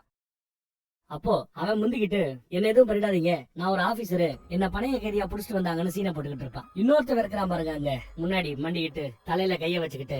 இவன் யாருன்னா ஒரு காலத்துல நம்ம குறைஷி ஆபிரகாம் கிட்டயே வேலை பார்த்துக்கிட்டு இருந்தவன். அவன் அண்ணா என்ன விட்டுருங்க நானு கதறிக்கிட்டு இருக்கிறான். துப்பாக்கி எடுத்து யார சுடுவாருன்னு பார்த்தா, தான் ஒரு ஆபீசர் என்ன பணைய கைதியா புடிச்சிட்டு வந்திருக்காங்கன்னு சொன்ன அந்த ஆபீசரை தான் சுட்டு தள்ளுறாரு இவரு. அப்புறம் இந்த ஆப்பிரிக்க கும்பலோட தலைவன் பேரு கபூக்கா. அவனுக்கு போன் பண்ணி, இங்க பாரு, இது உனக்கு வார்னிங், அதனால இந்த தடவை புல்லட்டை கொடுத்துட்டு போறேன், நெக்ஸ்ட் டைம் இந்த புல்லட்டை நெத்தி போட்டில இறக்கி விட்டுருவேன்னு மிரட்டிட்டு போன கட் பண்றாரு. கபூக்காவுக்கு ஒண்ணும் புரியல, என்ன புல்லட், எதை பத்தி பேசுறாங்கன்னு. அப்புறம் சரக்கு அடிக்க போகும்போது பார்த்தா சரக்குக்குள்ளேயே ஒரு தோட்டா கிடக்குது. அரண்டு போறாப்ல, நம்ம இடத்துக்கே வந்து புல்லட்டை போட்டு போயிருக்காங்களே, யாரா அது அப்படின்னு. அந்த பக்கம் ஒரு பொண்ணு வேக வேகமா மீட்டிங் அட்டெண்ட் பண்ண வந்துட்டு இருக்கா. இந்த பக்கம் நம்ம கோவர்தன் கார்த்திகை சென்ட்ரல் ஆபீசரை பாக்குறதுக்காக வந்திருக்கா. அங்க அந்த லேடி MI6 இன்னும் சில ஆட்கள் சொல்லிட்டு நிறைய பேர் கூட ஏதோ மீட்டிங் பேசிட்டு இருக்காங்க.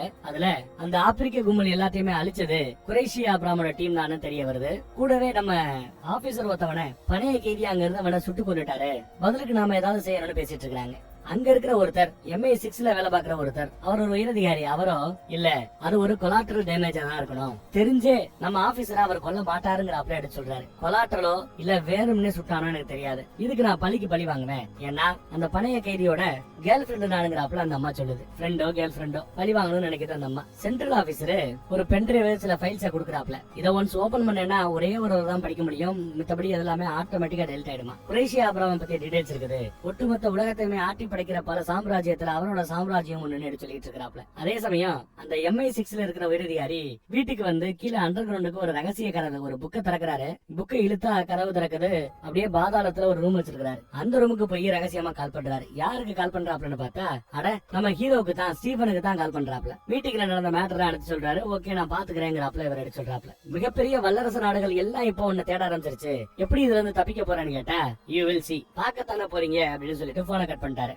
இந்த பக்கம் நம்ம ஸ்டீபனு கபூக்காவுக்கே ஸ்ட்ரெயிட்டா கால் பண்ணி, நான் உங்களை மீட் பண்ணணும், நமக்கு நடுவில் நடக்கிற இந்த யுத்தத்தை நாம ஒரு முடிவுக்கு கொண்டு வரலாம்னு கூப்பிட, அதற்கு தயாருங்கிறாரு கபூக்கா. ஆனா நான் சொல்ற இடம், நான் சொல்ற நேரம்ங்கிறாப்ல. அதுக்கு நம்ம ஸ்டீபனு ஒத்துக்கிட்டாப்ல. இந்த பக்கம் தான் அந்த குறைஷி ஆபிரகாம பத்தி பென்ட்ரைவ்ல நிறைய டீடைல்ஸ பாத்துக்கிட்டு இருக்கிறாரு நம்ம கோவர்தன். அதுலயும் குறிப்பா குறைஷி ஆபிரகாமோட முகம் தெரியாது, ஆனா அவரோட கை தெரியும். கையில அவர் போட்டுக்கிற அந்த மோதிரம் தெரியும். இதே மோதிரத்தை நாம வேற எங்கேயோ பாத்துருக்கோமே பழைய போட்டோஸ் எல்லாம் எடுத்து நோண்டி பாத்துட்டு இருப்பார். அப்படியே பிளாஷ்பேக் போகுது. பிளாஷ்பேக்ல ஸ்டீஃபனோட அப்பா பழைய முதலமைச்சர் அவர்கள் தான் தொகுதிக்கு தனக்கு பதிலா தன்னோட வளர்ப்பு பிள்ளை நிப்பான்னு ஸ்டீஃபனை கூப்பிட்டு எல்லாருக்கும் அறிமுகப்படுத்தும் போது அங்க நிருபர்களுக்கு மத்தியில இருந்து நம்ம யூடியூபர் போட்டோ எடுத்திருப்பாரு. நல்ல க்ளோஸ் அப்ல எடுத்திருப்பாரு. இவரோட கையில இருக்கிற அந்த மோதிரமும் குறைஷி ஆபிரமோட கையில இருக்கிற மோதிரமும் ஒண்ணு. அப்ப இவங்க 2 பேரும் ஒரே ஆளுங்கிற அந்த உண்மையை இவரு கண்டுபிடிக்கிறாப்ல. முதல் வேலையா ஸ்டீஃபனை பாக்குறதுக்காக அவர் யாரோட உதவியை நாட்டுறாருன்னா அந்த எடுபடி வர்மாவோட எடுபடி கிட்ட தான் வந்து நிக்கிறாப்ல. அவரும் கடந்த 4 வருஷத்துல ஒரே ஒரு தடவை தான் நான் ஸ்டீஃபன் பேசியிருக்கிறேன்.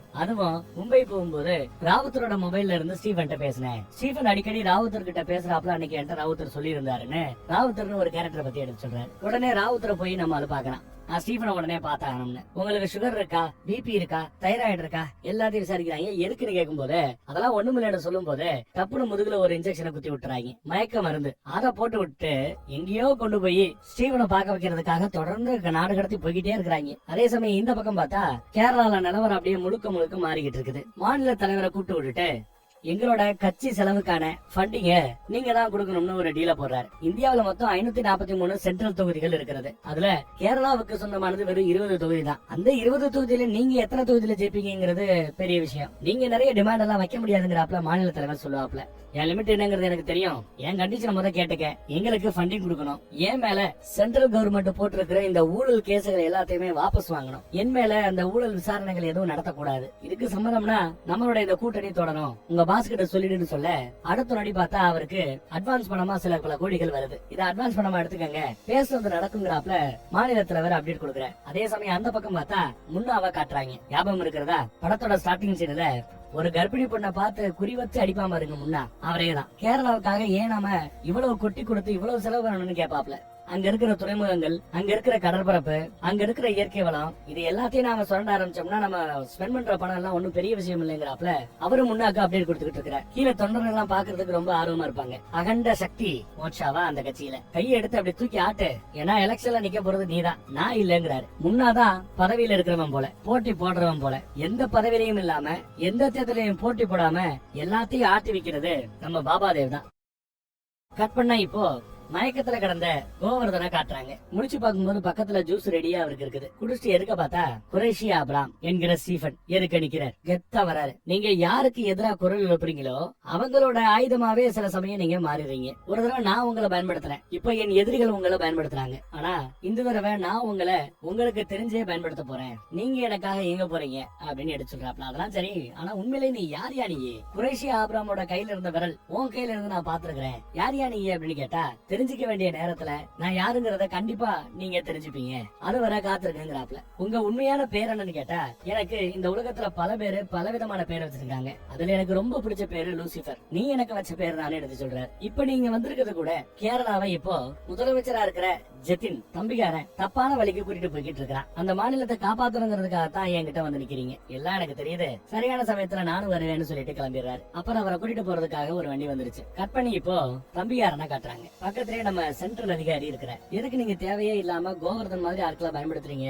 ஸ்டீஃபனை கண்டுபிடிக்கிறது உங்களால முடியாதுன்னு கேட்க சில சமயங்கள்ல கோவர்தன் மாதிரி சில பேர் டார்க் வெப் அது இதுன்னு ஆராய்ச்சி பண்ணிட்டு இருக்கிற தனி ஆட்களால கண்டுபிடிக்க முடியுது. அது மட்டும் இல்லாம 4-5 வருஷத்துக்கு முன்னாடி ஸ்டீஃபன் இங்க இருந்து காணாம போகும்போது கடைசியா அவர் கான்டாக்ட் பண்ணது இந்த கோவர்தனை தான். அதனாலதான் இவரை நான் பயன்படுத்துறேன். ஸ்டீஃபனோட லொகேஷனை இவர் மூலமா கண்டுபிடிக்க பாக்குறேன்னு சொல்லிட்டு இருப்பார். அதெல்லாம் இருக்கட்டும், ஒரு சாதாரண எம்எல்ஏவா இருந்து காணாம போனவர் தான் ஸ்டீஃபன். அவரை பார்த்து நீங்க ஏன் பயப்படணும்னு கேட்க நான் இங்கேயோ சாதாரணமா வெளிநாட்டுல இருந்தவத்தவன இங்க கூட்டியாந்து இந்த நாட்டுக்கே முதலமைச்சர் ஆக்க தெரிஞ்ச அவருக்கு எவ்வளவு பெரிய பலம் இருக்குன்னு நீ யோசி. நமக்கு தெரியாத ஏதோ ஒண்ணு அவர்கிட்ட இருக்குது. எனக்கு இப்ப என்ன தேவைன்னா நான் இப்ப எடுக்க போற இந்த முயற்சிக்கு தடையா அவர் இருக்க கூடாது. அந்த ஒரு கேரண்டி வேணும். அதை உன்னால உறுதி செய்ய முடியுமான்னு கேட்க முடியுங்கிறாரு இவர். கட் பண்ண இப்ப வெளிநாட்டை காட்டுறாங்க. வெளிநாட்டுல ட்ரெயின்ல ஏதோ ஒரு பாம் சவுண்ட் மாதிரி பீப் சவுண்ட் கேக்குது. அதை கேட்டு எல்லாருமே அப்செட் ஆறாங்க. கால் பண்றாங்க. போலீஸ் வருது, பாம் ஸ்குவாட் வருது. செக் பண்ணி பார்த்து ஓபன் பண்ணா உள்ள பாம்புக்கு பதிலா ஒருத்தவனோட தலை இருக்குது. இவ யாருன்னு தெரியுதா? குறைஷி ஆபிரகாம் கிட்ட இருந்து அன்னைக்கு அந்த கபுக்காவோட ஆப்பிரிக்க போதை கும்பலோட சரக்குகளை ஒருத்தவன் கைமாத்திக்கிட்டு இருந்தான்ல, அவனை சுடாம பின்னாடி இருந்த ஆபீசரை சுட்டார்ல. ஒருவேளை இவனை மன்னிச்சு விட்டுருவாரோ அப்படின்னு பார்த்தா மன்னிக்கலங்க. பாய்சன் ஏதோ கொடுத்து கொண்டு இருக்காங்க. அந்த பாடி இப்போ பிரேத பரிசோதனைக்கு வந்திருக்குது. அந்த லேடியை கூட்டு விட்டு இருக்காரு பிரேத பரிசோதனை பண்ண டாக்டர். எதற்காகன்னா அவனோட வாய்க்குள்ள ஒரு மெமரி கார்டு கிடக்குது. அந்த மெமரி கார்டை கொடுத்துறாரு. அந்த மெமரி கார்டை எடுத்து பார்க்கும்போது சில பேங்க் அக்கௌண்ட்ஸ் இருக்குது, சில லாக்கர் நம்பர்ஸ் இருக்குது, அப்புறம் ஒரு லாட்டிடியூட் லாங்கிடியூட் இருக்குது. ஏதோ ஒரு லொகேஷன், டேட், டைம். அந்த டேட்ல அந்த லொகேஷன்ல குரேஷி ஆபிரகாமும் ஆப்பிரிக்க போதை கும்பலின் தலைவன் கபூகாவை மீட் பண்ண போறதா செய்தி. இத பத்தி அந்த அம்மா எடுத்து சொல்லிக்கிட்டு இருக்குது. அத நம்ம அதிகாரி கேட்டுக்கிட்டு இருக்கிறாப்ல. ஸ்டீஃபனுக்காக வேலை பார்க்கிற அந்த உயர் அதிகாரி கேட்டுட்டு இருக்கிறார். அதே மாதிரி இந்த பக்கம் பார்த்தா நம்ம கோவர்தனே சென்ட்ரல் அதிகாரிக்கு போன போட்டு இந்த மாதிரி கபூகாவும் ஸ்டீஃபனும் ஈராக்ல ஒரு இடத்துல மீட் பண்ணிக்க போறாங்களாமான்னு அப்டேட் கொடுக்குறாங்க. ஒரே இன்ஃபர்மேஷன் தான் இவங்க 2 பேருக்குமே கிடைக்குது. இங்கிலாந்துல அந்த லொகேஷனை தெரிஞ்சுக்கிட்டதுமே அந்த லேடி ஒரு பெரிய டீமோட ஹெலிகாப்டர்ல அங்க இருந்து பறந்து போறாங்க. ஈராக்குக்கு போவாங்க போல தெரியுது. இங்க பாரு, என் உத்தரவுக்காக காத்துரு, நடக்கிறத வாட்ச் பண்ணு, தயவு செய்து உள்ள போகாத, என்கேஜ் பண்ணாத, என்னோட உத்தரவு இல்லாம நீ உள்ள போக கூடாதுன்னு திரும்ப திரும்ப சொல்றாரு. அந்த அம்மாவும் சரின்னு சொல்லிட்டு தான் போகுது. ஆனா இவரோட பேச்ச கேட்கறாப்ல தெரியல. அந்த அம்மாவை பார்த்தா தெரியல. அப்புறம் பார்த்தா ஈராக்ல ஒரு மிகப்பெரிய சிட்டியவே சில வருடங்களுக்கு முன்னாடி நடந்த யுத்தத்துல எவ்வளவு மோசமா சேதாரமாய் கிடக்குதுன்னு பாருங்க. அதுல ஒரு இடத்தை தான் பாக்குறதுக்காக கபூகா பிக்ஸ் பண்ணி இருக்கிறான். ஆல்ரெடி இவங்க ராணுவம் வந்து சுத்தி வளைச்சு நிக்கிறாங்க, ஸ்னைப்பர் செட் பண்ணிட்டாங்க, கேமரா அப்புறம் ட்ரோனு இதெல்லாம் மேல ஏவி விட்டாச்சு. நடக்கிற எல்லாத்தையும் அவங்க வாட்ச் பண்ணிட்டு இருக்காங்க. எதிர்பார்க்கறாப்ல கபூக் ஆல்ரெடி ரூமுக்குள்ள உள்ளதா இருக்கிறான். குரேஷி ஆபிரகாம் வராரு. இறங்கி நடந்து போகும்போதெல்லாம் சைடு வியூ கிடைக்குது, பேக் வியூ கிடைக்குது, டாப் வியூ கிடைக்குது. முகத்தை மட்டும் குரேஷி ஆபிரகாம் காட்டவே இல்லை. அவர் அடுத்து நடந்து போயிட்டே இருப்பாரு. இப்ப இந்த என்ட்ரன்ஸ்குள்ள போயிட்டா கூட முகத்தை யாரும் இன்னும் பாத்துருக்க மாட்டாங்க. ஆனா நம்ம பின்னாடி திரும்பினா அவங்க பாப்பாங்கன்னு தெரிஞ்சுமே பின்னாடி திரும்புறாரு. அதுலயும் கண்ணாடியை கரட்டி இன்னும் அழகா முகத்தை பாத்துக்கங்கடான்னு போஸ் கொடுத்துட்டு அப்புறம் தான் உள்ள போறாரு. அவன் ஏன் திரும்பணும் அப்படின்னு இவங்க யாருக்கும் ஒண்ணு பிடிபடல. உள்ள போய் பேச்சுவார்த்தை நடந்துகிட்டு இருக்குது. வெளியில இருந்து அந்த அம்மா நான் உள்ள போட்டுமான்னு கேட்டா உயரதிகாரி இல்ல வெயிட் பண்ணுங்கிறாங்க. அவ கேட்க மாட்டேங்கிறா. உள்ள போட்டுமான்னு மறுபடியும் கேட்கறான். நான் சொல்ற வரைக்கும் இருக்கணும்னு இங்க மீட்டிங்ல கோல்டு, வைரம் இதையெல்லாம் நீ கடத்திக்க, ஆயுதங்கள், போதை பொருட்கள், வெடிகுண்டுகள் இதை எல்லாத்தையும் நான் கடத்துவேன். இதுதான் டீலு, சம்மதமா? ஓ விஷயத்துல நான் நுழைய மாட்டேன், என் விஷயத்துல நீ நுழைய கூடாதுன்னு பேசினா இந்த மாதிரி டீலுக்கு ஒத்துக்க முடியாது அப்படின்னு அங்கேயே வந்து கராரா சொல்றாரு நம்ம ஸ்டீஃபன். குரேஷி ஆபிரகாம் என் இடத்துக்கே வந்து என் டீலுக்கே முடியாதுன்னு சொல்றியா? ஆட்களை விட்டு துப்பாக்கியை ஏவ சொல்றாரு. எல்லாரும் துப்பாக்கி எடுத்து ரெடியா இருக்கிறாங்க. அப்பயும் நம்மளால ஒண்ணும் பண்ணல. இந்த பக்கத்துல இருந்து இப்பயும் உள்ள போட்டுமான அந்த பொண்ணு கேட்டா இல்ல வெயிட் பண்ணுங்கிறாப்ல. ஆனா போயான்னு காதுல மாட்டிக்கிட்டு இருந்த அந்த ஸ்பீக்கரை தூக்கி எறிஞ்சுட்டு தான் டீமை கூட்டிக்கிட்டு அவ உயரதிகாரோட பேச்சை கேட்காம உள்ள போறதுக்காக கிளம்பி வர்றா. துப்பாக்கி சொல்ற சத்தம் உள்ள கேட்டுக்கிட்டே இருக்குது. இந்த அம்மா விறுவிறுன்னு கிளம்பி போயிட்டே இருக்குது. அதோட வாசலுக்கு போகும்போது பூம்னு மொத்தமா வெடிச்சு செத்துறதுங்க. இதைத்தான் இந்த படத்தோட ஸ்டார்டிங் சீன்ல பாத்துருப்போம். எல்லா பேரும் ரொம்ப கொடூரமா தாக்கப்பட்டு விழுந்திருப்பாங்க. செத்து போயிட்டாங்கன்னு நினைச்சோம், ஆனா காயத்தோட தான் இருக்கிறாங்க. அப்புறம் அங்கிருந்து நம்ம உயரதிகாரி ஒரு மெசேஜ் போடுறாரு. யாருக்கு? நம்ம கோவர்தனுக்கு. நீ ஆரம்பிக்கலான்னு. உடனே கோவர்தன் கேரளால இந்தியால இருக்கிற எல்லா பேருக்கும் ஈராக்ல தீவிரவாதிகளோட தாக்குதல்ல நம்ம ஸ்டீபன் இறந்துட்டாருங்கிற செய்திய எடுத்து சொல்றாரு. காட்டு தீயா இந்த நியூஸ் பரவுது. வேண்டப்பட்டவங்களுக்கு, வேண்டப்படாதவங்களுக்கு, ஆளுங்கட்சிக்கு, எதிர்கட்சிக்கு, அக்காவுக்கு, தம்பிக்கு, இப்படி பல பேருக்கு இந்த செய்தி பல விதமா போய் சேருது. எல்லா பேரும் அதிர்ச்சியில இருக்கிறாங்க. தொண்டர்கள் உட்பட, ஆசிரமத்துல இருக்கிறவங்க உட்பட எல்லாருக்கும் அதிர்ச்சி.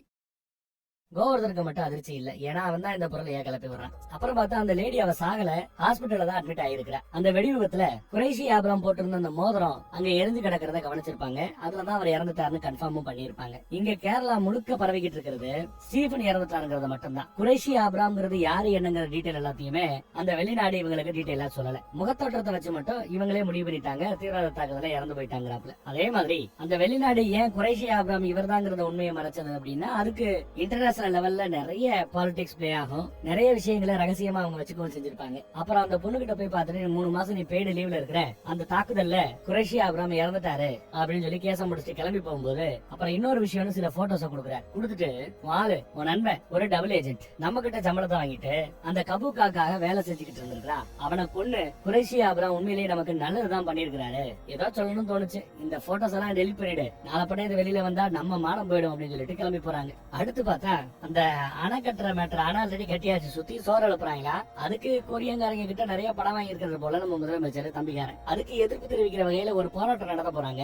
அதுக்கு தலைமை தாங்கி நடத்த இருக்கிறது அக்கா. ஆனா அவங்க இன்னும் வர்றாப்புல தெரியல. வருவாங்களான்னு டவுட்டா இருக்குது. ஊர்க்காரங்க எல்லாம் பாதிரியார்ட்ட விசாரிச்சுட்டு இருக்காங்க, இன்னும் கிளம்பவே இல்லையாமே அப்படின்ட்டு. அதே சமயம் இங்க பார்த்தா நம்ம எம்எல்ஏ, அந்த தொகுதி எம்எல்ஏ தன்னோட ராஜினாமா கடிதத்தை கூட கொடுத்துட்டு போனார். நான் கட்சியை விட்டு அவளுக்கு ரேஞ்சுக்கு எடுத்து காட்டிட்டு போனார். அன்னைக்கு அவரு ஏமா வாமா போலாமான்னு கூப்பிடும் போது இங்க பாருங்க, என் பொண்ணுக்கு அடுத்து என்கிட்ட இருக்கிற ஒரே ஒரு ரத்த உறவு அப்படின்னு பார்த்தா என் தம்பி தான். அவன் கூட இருப்பேன்னு நான் நினைக்கல, நான் கூட இருக்க போறதும் இல்ல. ஆனா அதே சமயம் வெளிப்படையா அவனை எதிர்த்து என்னால அரசியலும் செய்ய விரும்பல, என் சொந்தம் இல்லையா, அவனை எதிர்க்க விரும்பலன்னு சொல்றாங்க. நான் வரலங்கிறாங்க. ஆனா அதே சமயம் போன் கால் வருது. யாருகிட்ட இருந்து? தம்பிக்காரன் இருந்து. நீ அந்த இதுக்கு போக கூடாதுன்னு உத்தரவு போடுறேன். இது ரிக்வஸ்ட் கிடையாது, ஆர்டருங்கிறான். அது உன் தம்பியாவோ இல்ல நம்ம அப்பாவுக்கு பிள்ளையாவோ சொல்லல, இந்த நாட்டோட சீஃப் மினிஸ்டர் முதலமைச்சர் பேர்ல சொல்றேன். நீ எங்க போக கூடாதுன்னு சொன்னதும் அப்ப முதலமைச்சரே, அப்ப நீ நல்லா கேட்டுக்கோ, நான் கண்டிப்பா போவேன். நீ என்னடா முடியாதுன்னு சொல்றது?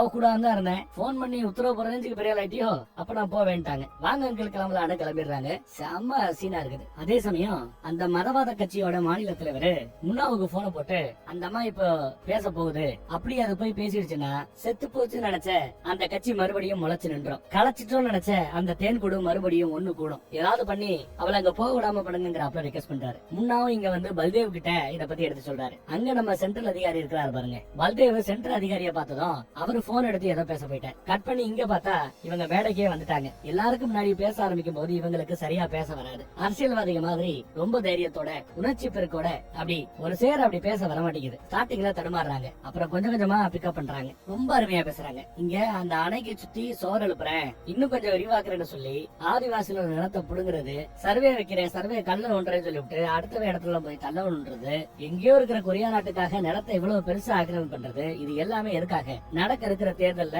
அவங்க செலவுக்கு பணம் வேணும். அந்த பணத்தை கொரியால இருக்கிற சில பேர்கிட்ட இருந்து என் தம்பி வாங்கி இருக்கிறான். அந்த பணத்துக்கு தான் விசுவாசமா வேலை பார்க்க பாக்குறான். அவன் பண்றது தப்பு. நான் கூட பிறந்த தம்பியா இருந்தாலும் எதிர்த்து பேசுவேன், நிப்பேன், நிக்கணும்னு எடுத்து பேசிட்டு இருப்பாங்க பாருங்க. அவ்வளவு அற்புதமா பேசுவாங்க. எல்லாரும் கைத்தட்டி ஆர்ப்பரிச்சிட்டு இருக்கிற சமயம் திடீர்னு எங்கேயோ இருந்து ஒரு பெட்ரோல் கொண்டு மேல வந்து விழும். Just miss.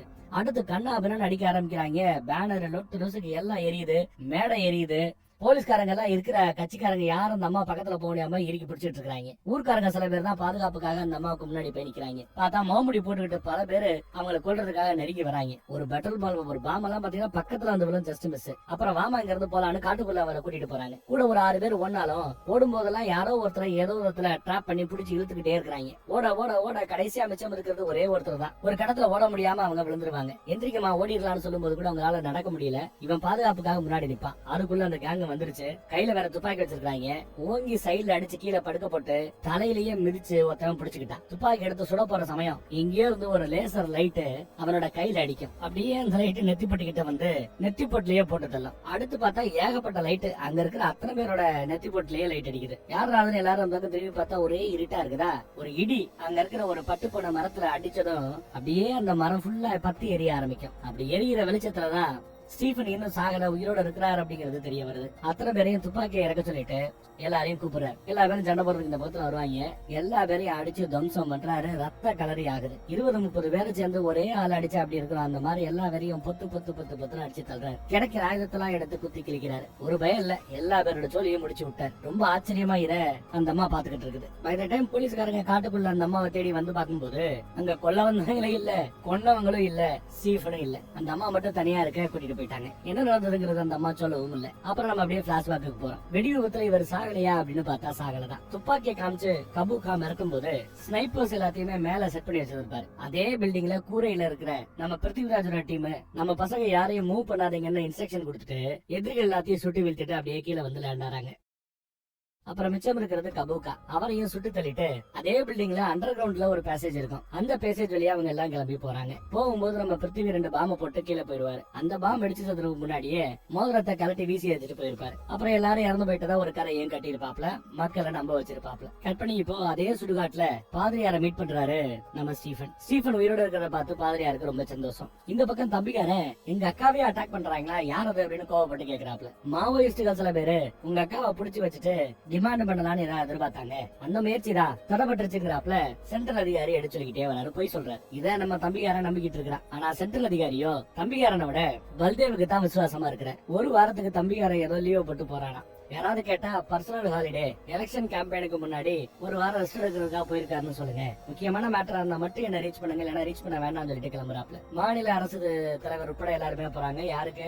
அந்த மதவாத கட்சியோட ஆட்கள், அவங்களும் போறாங்க கூட. முன்னாவோ அந்த பொண்ணு பயப்படல, அடியும் படல, என்ன பண்றதுன்னு விசாரிக்க டெல்லியில இருக்கவனுக்கு போன போடுன்றாரு பல்தேவ். யாரவன் என்ன பண்ண போறாங்கன்னு தெரியல. கட் பண்ணி இங்க பார்த்தா காட்டுக்கு மத்தியில ஸ்டீஃபன், நீ அப்பாவோட டேபிள்ல போய் உட்காரும் போது அங்க உனக்காக 2 ஃபைல் காத்துக்கிட்டு இருக்கோம். அதை முழுமையா படிச்ச பிறகுதான் மித்த எல்லாரையும் சந்திக்கணும்னு சொல்லிருப்பாப்ல. அதே மாதிரி இவங்களும் அந்த ஃபைல்ஸ படிச்சுட்டு தான் மித்த எல்லாரையும் சந்திக்கிறதுக்கு வராங்க. வர்மா சார் இவங்க வரும்போது எதுக்கு இருக்கிற ஒரு சேர்ல உட்கார சொல்லுவார். அங்கதான் எப்பவுமே உட்காருவாங்கன்னு சொல்லிட்டு அங்க உட்கார சொன்னா இவங்க நடுவுல இருக்கிற சேர்ல வந்து கெத்தா உட்காராங்க. இந்த மாதிரி விபரீதம் நடக்கணும் தான் நான் உன்ன போக வேணாம்னு சொன்னேன்னு வர்மா. உங்க அக்கறைக்கு நன்றி அப்படிங்கிறாங்க அவங்க. ஆமா இப்ப நான் என்ன செய்யணும் அப்படின்னு கேட்க வர்மா வழக்கம் போல நீங்க தான் எங்க எல்லாரையும் வழி நடத்தணும்னு கேட்க வந்தோம்னு சொல்லும் போது வழி நடத்துறேன் அப்படின்னு ஒரு போர்டு போட்டுறாங்க. சும்மா ஃபார்மாலிட்டிக்கு கேட்க வந்ததா, சரி பயந்துருப்பாங்க நினைச்சா இல்ல, கெத்தா உட்கார்ந்துட்டு இருக்காங்க.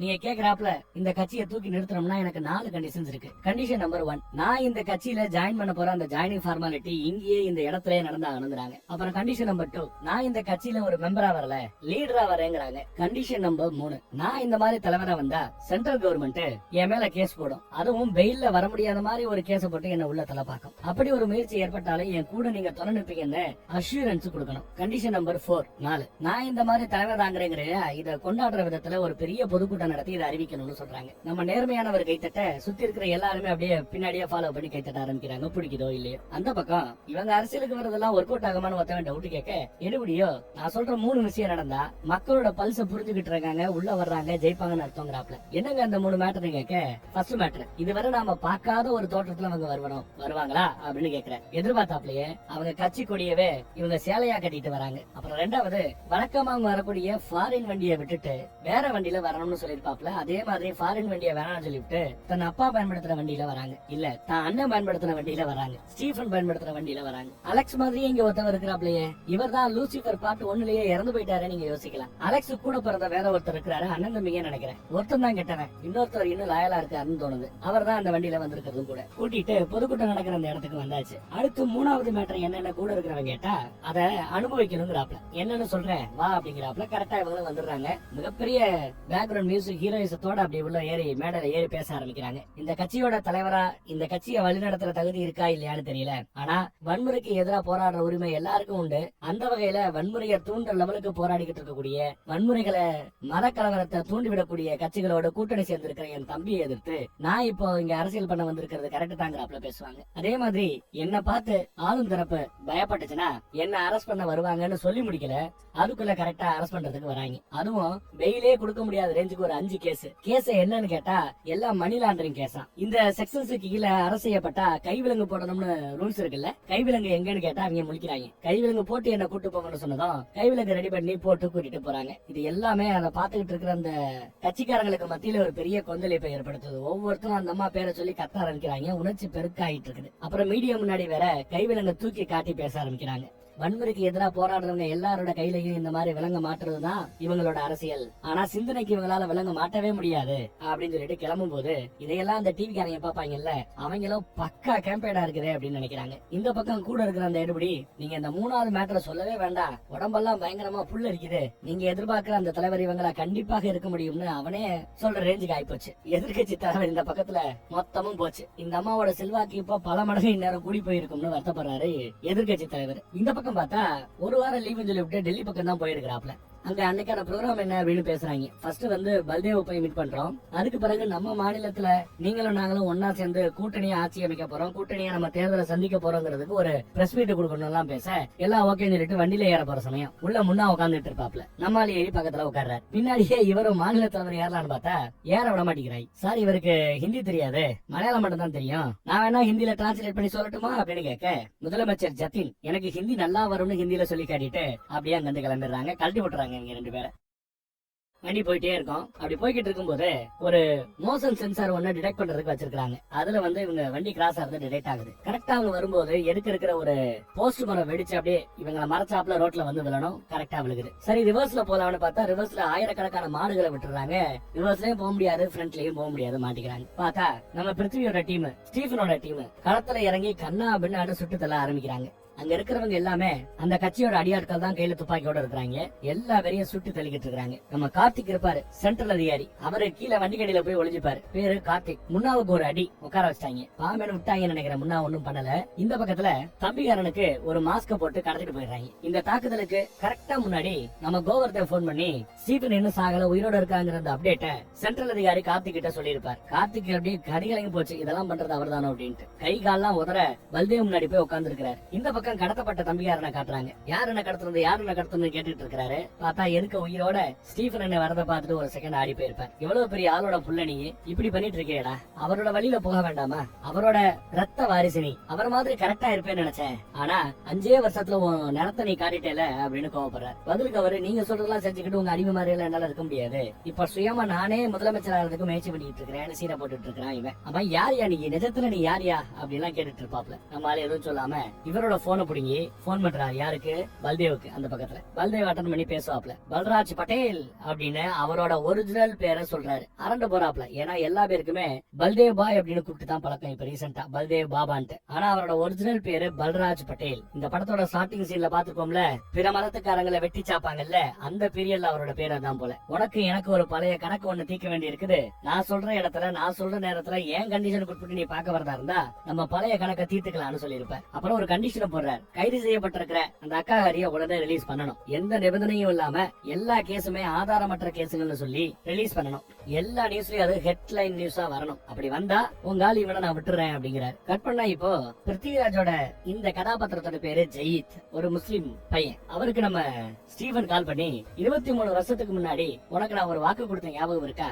அந்த வாக்க நிறைவேற்ற நேரம் வந்துருச்சு, கிளம்பி வா அப்படின்னு கூப்பிடுறாப்ல. இவர் வேற ஒரு அசைன்மெண்ட்டுக்காக வேற ஒரு நாட்டுல இருந்துட்டு இருக்கிறார். என்னையா மேட்டர்னு பார்த்தா பல்தேவோட போட்டோவை வாட்ஸ்அப்ல அனுப்பிச்சிருக்காப்ல. இதை பார்த்ததும் ஜெயித் அப்படியே கொதிக்கிறான், பிருத்திவிராஜ் அப்படியே கொதிக்கிறான். படத்தோட ஸ்டார்டிங் சீன்ல பார்த்தோம்ல, ஒரு சின்ன பையன் கண்ணு முன்னாடியே அவ்வளவு பேரை எரிச்சு கொண்டாங்கல்ல, அந்த சின்ன பையன் வேற யாரும் இல்ல, சாட்சாத் நம்ம ஜெயித் தான். கட் பண்ணி சில வருடங்களுக்கு முன்பு காஷ்மீர்ல லக்ஷரி தொய்பாவோட கேம்ப் ஒண்ண காட்டுறாங்க. உங்க அப்பனை கொண்டது அவங்க தானே, உன் கூட பிறந்த அக்கா தங்கச்சிகளை அலங்கோலப்படுத்துறது அவங்க தானே, முஸ்லீம் பசங்க எல்லா பேரையுமே பிரெயின் வாஷ் பண்ணி இந்தியாவுக்கு எதிராக திருப்புற வேலைய அந்த தீவிரவாத அமைப்பு பண்ணிக்கிட்டு இருக்குது. அங்கதான் நம்ம ஜெயித்தும் சம்பவத்துக்கு பிறகு போயிருக்கலாம் போல தெரியுது. உங்களை அனாதை ஆக்கின அவர்களுக்கு பதிலடி கொடுக்கணும். உங்களோட எதிரி யாருன்னு திரும்ப திரும்ப கேட்க இந்தியா இந்தியான்னு அவங்களை கத்தவர். அப்புறம் அந்த பசங்க அங்க இருந்து வேற ஒரு இடத்துக்கு கடத்திட்டு போயிட்டு இருக்காங்க. ஒரு வண்டிக்குள்ள ரொம்ப கஷ்டமான நிலைமையில அவங்களை கூட்டிட்டு போய்கிட்டு இருக்காங்க. ஆப்கானிஸ்தான் பாகிஸ்தான் பார்டர்ல அந்த வண்டி போய்கிட்டு இருக்கும்போது திடீர்னு வெளியில கண்ணாபின்னு துப்பாக்கி சுடுற சத்தம், நிறைய பேர் சாகுற சத்தம். இந்த வண்டிக்குள்ள இருக்கிற 2 பேரை கூட ஸ்னைப்பர் ஷாட்ல அடிச்சு தூக்குறாங்க. அப்புறம் யாரா அப்படின்னு பார்த்தா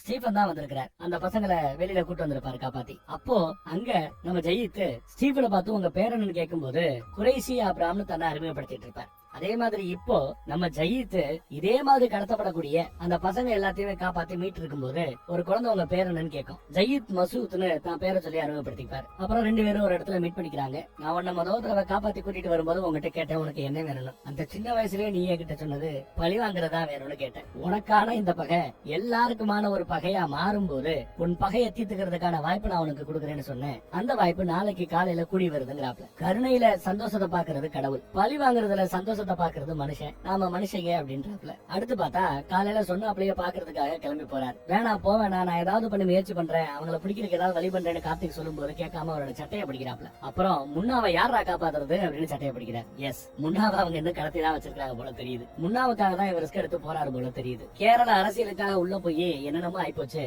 ரொம்ப கோவப்பட்டேன், கேரளால இருக்கிற அந்த டேம்ல பாம்பு வச்சிருக்கேன், மொத்தமா வெடிச்சு செதறிச்சுன்னா கேரளா என்ன ஆகுன்னு யோசிச்சு பாருன்னு தான் கோவத்தை கொட்டிட்டு போறாரு. இதை கேட்டதும் சென்ட்ரல் அதிகாரி கார்த்திக் அதிர்ந்து போறார். ஏன்னா அவரும் கேரளாவை சேர்ந்தவர் தான். மீட்டிங்காக நம்ம பசங்க கூப்பிட்ட இடம் அத்தனை வருஷத்துக்கு முன்னாடி ஜெயித்தோட சொந்த பந்தங்க எல்லாத்தையும் கொண்டு வச்சாங்கல்ல, அதே இடம். அங்க முன்னாவ கொடூரமா கட்டி அடிச்சு சாகடிக்கிற ரேஞ்சுக்கு அடிச்சு போட்டுருக்கானுங்க. வராதீங்கன்னு அப்படியே புலம்பிக்கிட்டு இருக்காரு முன்னா. சரியான அடி போல. அது மட்டும் இல்ல, முதுகுல வேற பாம்பு வச்சிருக்காங்க. அவரோட கண்ணு முன்னாடியே வெடிச்சு தூளா முன்னா செதறான். பல்தேவ் கூட இங்க வந்திருக்கிறவங்க எல்லா பேருமே பல்தேவோட கட்சி ஆட்கள், அடியாட்கள், ஆயுதம் ஏந்திகள். யாராவது இதெல்லாம் பண்றது அப்படின்னு கத்துவாப்ல. பார்த்தா அந்த புகைக்கு மத்தியில நம்ம ஸ்டீஃபன் வந்து நிக்கிறார். இந்த இடம் உனக்கு ஞாபகம் இருக்காங்கிறாரு. நீ யாரா அப்படின்னு இந்த பக்கத்துல இருந்து பல்தேவ் கத்துறாப்ல. என்ன சொன்னதும் போட்டு தள்ளுறான்னு சொன்னதும் ஒருத்தனை துப்பாக்கியோட சுடுறதுக்கு முன்னாடி வருவான். இங்க இருந்தோ வந்து ஒரு ஸ்னைப்பர் ஷாட், சம்பவ இடத்துல இந்த ஆளை அவுட். இன்னும் ஒரு 3 பேர் 4-5 பேர் சுட வருவாங்க. அவங்க அத்தனை பேருமே ஸ்னைப்பர் ஷாட்ல அவுட். அடுத்து கேட்டு பூட்டப்படுது வெளியில இருந்து. அப்புறம் தான் நம்ம ஜெயித்தோட என்ட்ரி. கோலவெளியோட பல்தேவ பாத்துக்கிட்டு ஜெயித் நடந்து வரான். பல்தேவ எனக்கு விட்டுருங்கன்ட்டாரு ஜெயித்.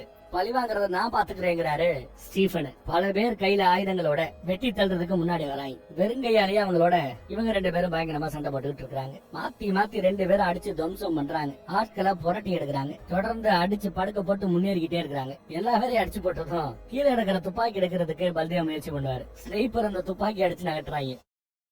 அப்புறம் அடிவானவங்க மறுபடியும் கத்தி எடுத்துட்டு வெட்டுறதுக்கு வருவானுங்க. அவங்க எல்லாரையும் மறுபடியும் ஒரு கை பாப்பாங்க. 2 பேரும் நெஞ்சில ஏறி மிதிச்சு இறுக்கி பிடிச்சு அடிச்சு தள்ளுறாங்க. இன்னும் சில பேரை தொடர்ந்து அடிக்க வருவானுங்க. ஈசல் மாதிரி வந்துகிட்டே இருக்காங்க. அவங்க எல்லாத்தையும் நம்ம ஆட்கள் அடிச்சுக்கிட்டே தான் இருக்காங்க. கத்தியால வெட்டி வீசிட்டு இருக்கும் போது கடப்பாறை எடுத்து எதிர்பார்த்த நேரத்துல கண்ணத்துல ஒரு அடி அடிச்சு முதுகுல குத்த பாப்பாப்ல நம்ம பல்தேவ் கரெக்டா குறுக்கால போய் கடப்பாறையா பிடிச்சிடறாரு. மூஞ்சிலேயே ஒரு குத்து. அப்புறம் ஜெயித்தே பல்தேவ பாத்துக்க ஆரம்பிச்சிட்டாரு. பல்தேவ அடிச்சு புரட்டி கட்டி சுத்திட்டு இருக்கிறான் ஜெயித். அந்த பக்கம் அடியாட்களை புரட்டி எடுத்துக்கிட்டு இருக்கிறாரு ஸ்டீபன். தன்னை அடிக்க வரும்போது அவரோட கழுத்து எலும்ப முறுக்கி தள்ளி விடுவான். புரட்டி எடுக்கிறான். சிவத்தோரமா நிக்க வச்சு குத்துன்னு குத்தி எடுக்கிறாப்ல.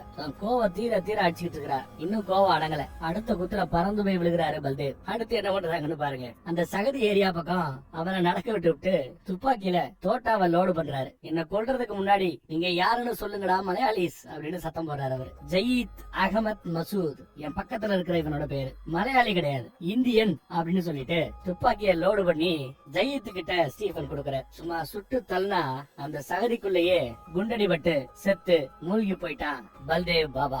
எந்த இடத்துல அவ்வளவு பேரை கொலை பண்ணானோ அந்த இடத்துலயே அவனும் சமாதி ஆயிட்டான். பல்தேவை காணவில்லைன்னு போட்டு நியூஸ்ல ஃபுல்லா இப்ப அந்த மேட்டர் ஓடிக்கிட்டு இருக்குது. அந்த கட்சிக்காரங்க வடக்கு பக்கம் எல்லாம் கலவரம் பண்ண ஆரம்பிச்சிடறாங்க. நம்ம மத்திய அதிகாரி கார்த்திகோ துபாய்க்கு ஏதாவது பிளைட் கிடைக்குமா, டிக்கெட் போடுங்க நான் கிளம்பணும் அப்படின்னு பேசிட்டு இருக்கிறேன். ஏன்னா தன்னை யாராவது கொண்டுடுவாங்களோன்னு பயம் நினைக்கிறேன். அதே சமயம் எவனோ ஒருத்தவன் கண்ணாடியை தட்டி திறக்க சொல்ல என்னையா வேணும் அப்படின்னு அவங்க கேட்க சைலன்சரை வச்சு கார்த்திகை சுட்டு கொண்டுட்டான். எல்லாம் நம்ம பயலா தான் இருக்கும்னு நினைக்கிறேன். இப்போ அரசு வேலையை பாக்குறத விட்டுவிட்டு அந்த ஆள் ஏதோ பண்ணக்கூடாத ஒரு பெரிய சேட்டையை பண்ணிருக்காரு போல. அதனாலதான் தாடிக்கார ஒருத்தன் சுட்டு தள்ளிட்டு கலவரக்காரங்களா அப்படியே உள்ள புகுந்துட்டான். இவனுக்கு ஏதாவது பேக் ஸ்டோரி இருக்குமோ, போட்டோ எடுத்து வேற யாருக்கும் அனுப்பிச்சு வச்சிருக்காங்க. ஓ இங்கதான் வாட்ஸ்அப்ல வந்திருக்குதா, அதை பார்த்து விட்டு தம்பிகாரனுக்கு ஆட்டம் காண்டுருச்சு. அடுத்து பார்த்தா அந்த டேம்ல பாம்ப வச்சு மொத்தத்தையும் காலி பண்ணிடுவேன்னு சொன்னால பல்தேவ், அந்த வேலையை செய்ய வச்சிருக்காரு. ஆனா அது வெடிக்கிறதுக்குள்ள முன்னப்பட தெரியாத யாரோ ஒருத்தர் போன் பண்ணி அதிகாரிகளை முடுக்கி விட்டதுனால அந்த பாம் பிளாஸ்ட் தடை செய்யப்பட்டு விட்டது, நிறுத்திட்டோம் அப்படின்னு சந்தோஷமா நியூஸ்ல ஓடிக்கிட்டு இருக்குது. பல்தேவ் தான் கூட இருக்கிற கெத்துலதான் தம்பிகாரன் ஓவரா பேசிட்டு இருந்தான். பல்தேவையே கொண்டு போட்டோன்னு தெரிஞ்ச பிறகு கப் சுப்புன்னு ஆயிட்டாரு அவரு. அப்புறம் சொன்னபடியே எல்லா கேஸ்ல இருந்து நிரபராதின்னு அவங்க ரிலீஸ் பண்ணி வெளியில வராங்க. அதே சமயம் அந்த பக்கம் பார்த்தா அந்த கேர்ள் ஃபிரெண்ட் ஒருத்தி ஹாஸ்பிட்டல்ல இருந்து வெளியில வர. அவ ஏதாவது பண்ண போறாளா காத்திருக்கிறாளான்னு தெரியல. இந்த பக்கம் பொதுமக்களுக்கு முன்னாடி சிங்க மாதிரி வந்து நிக்கிறாங்க அக்காகாரி. அந்த பக்கம் பார்த்தா மீடியால நம்ம எடிட்டரம்மா இன்னைக்கு பிரைம் டைமா நான் எடுத்து நடத்துறேன்னு அவங்க வந்து உட்காந்துக்கிறாங்க. இங்க ஆசிரமத்துல இருக்கிறவங்களுக்கு எல்லாம் கிறிஸ்துமஸ் பிரசன்ட் வந்திருக்கு போல. லேப்டாப் அது இதுன்னு நிறைய கிஃப்ட் வந்திருக்கு. அதே சமயம் எங்கேயோ அந்த பழைய முதலமைச்சர் இவர்களுக்கெல்லாம் அப்பா அவரோட சிலை கண்ணும் காணாம கிடந்திருக்கும். அத ஒரு அம்மா அழகா கழுவி அதுக்கு பூமாலை எல்லாம் போட்டு விட்டு சந்தோஷப்படுறாங்க. தான் முண்டாட்டி தாங்கிட்ட சொல்லாம திடீர்னு பிரைம் டைம்ல ஏறி உக்காண்டாலே என்ன பேச போறாளோன்றாப்ல அந்த டிவி காரர் கவனிக்கிறார். பேப்பர்ல இருக்கிற ஸ்கிரிப்ட் எல்லாம் கசக்கி போட்டுட்டாங்க. தம்பிக்காரனை ஏதோ ரிலீஸ் பண்றாப்ல நடந்து வந்துகிட்டே இருந்தாப்ல. சரி கனவு திறக்கிறாங்க ரிலீஸ் பண்ணிடுவாங்கன்னு பார்த்தா ஏதோ ஒரு கடலுக்கு மத்தியில எங்க இருக்கோம்னே தெரியாத ஒரு இடத்துல வருகிறார். இங்கதான் நம்ம கேரளால எங்கேயோ இருக்கிறோம், இல்ல டெல்லியில எங்கேயோ இருக்கிறோம் அப்படின்னு நினைச்சுக்கிட்டு இருந்த இடத்துல இப்பேற்பட்ட ஒரு இடத்துல நம்மள வச்சிருப்பாங்க நினைச்சு கூட பாத்துருக்க மாட்டாப்ல. அவருக்காக இங்க ஹெலிகாப்டரும் காத்துட்டு இருக்குது. ஹெலிகாப்டர் கொடுத்துட்டு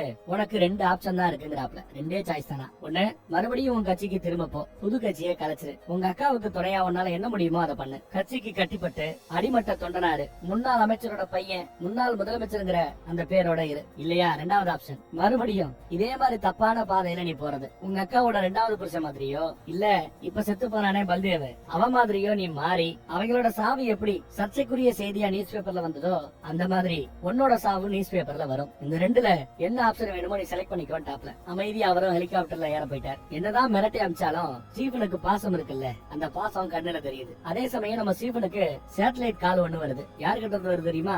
MI6ல இவருக்காக ஒரு உயரதிகாரி வேலை பார்த்தார்ல, அவரையே இவனும் ஒருத்தன் பழைய கேரியா புடிச்சு வச்சிருக்கான். காட் ஆக்சஸ்னு இந்த படத்தோட இன்ட்ரோல நம்ம சொல்லிருப்போம்ல, நம்ம ஸ்டீபனோட கேங்க விட ஒரு பெரிய கேங்னு. அந்த கேங்கு ஸ்டீபனுக்காக வேலை பார்க்கக்கூடிய அந்த அதிகாரியை சுட்டு கொண்டுட்டாரு. நீ கொண்ட கபூக்கா என்னோட சகோதரன், அவனையும் கொண்டேல, அதுக்கு பதில் உன் சகோதரன் அப்படின்னு சொல்லி முடிக்கல. அதுக்குள்ள இவங்க அமுச்சு வச்ச அந்த ஹெலிகாப்டர் வெடிச்சு சின்ன பின்னமா செத்துறது. தம்பிகார செத்து கடல்ல வீழ்ந்தான். இப்பதான் அந்த காடாக்சிஸோட தலைவனை நமக்கு முகத்தை காட்டுறாங்க. அட நிறைய ஹாலிவுட் படத்துல இவரை நம்ம பாத்துருப்போம்ல. இவர் தான் லூசிபர் 3வது பாகத்தோட வில்லன்னு நினைக்கிறேன். காடாக்சிஸோட தலைவன். லூசிபரோட ஆட்டம் தொடரும். கட் பண்ணி இப்போ சைனாவை காட்டுறாங்க. சைனால அந்த காடாக்சிஸ் கேங் தான். நாம யாரு கூட மோதிரமோ அவரோட ஃபுல் டீடைல் நாம தெரிஞ்சுக்கணும். அவன் யாருங்கிறது தெரிஞ்சுக்கணும். அவனோட பரம்பரை என்னங்கறத நான் தெரிஞ்சுக்கணும். இப்படி எல்லாம் சொல்லிட்டு இருக்கிறேன். கட் பண்ணி அப்படியே பம்பாயா, மும்பையோட பழைய பேர் பம்பாய். 1981ல அந்த பிளாஷ்பேக் என்ன நமக்கு காட்டுறாங்க. பம்பாய் மார்க்கெட்ல நிறைய பேர் ஆயுதங்கள் எடுத்துக்கிட்டு மொத்தமா வரானுங்க. எதுக்க பார்த்தா தனியால ஒருத்தர் அவங்க ஆட்கள ஒருத்தவனை அடிச்சு போட்டு மண்டி போட வச்சிருக்கிறார். எங்காலே அடிக்கிறியா கொன்னு போடுங்களான்னு சொன்னதும் பல பேரு போடுறதுக்காக வந்துட்டு இருக்காங்க. வர்றவங்க எல்லா பேரையும் தனியால சமாளிக்கிறாரு ஒருத்தர். வர்றவங்க எல்லா பேரையும் குத்தி கிழிக்கிறார். முகத்தை நாம இன்னும் பார்க்கல. சில வினாடிகள்ல அத்தனை பேரையும் கொண்டு போட்டாப்ல. மிச்சம் இருக்கிற அந்த ஒருத்தரை தான் வா அப்படின்னு அந்த கூப்பிடுற அந்த ஸ்டைல்ல இருந்தே தெரியுது இது நம்ம ஸ்டீஃபனோட பிளாஷ்பேக் ஸ்டோரின்ட்டு. சோ அடுத்த பாகத்துல 3வது பார்ட்ல இனி என்ன நடக்க போகுது அப்படிங்கறதையும் இதுக்கு முன்னாடி என்ன நடந்தது அப்படிங்கறதையும் சேர்த்து பார்ப்போம்னு நினைக்கிறேன். பார்க்கலாம், காத்துருங்க.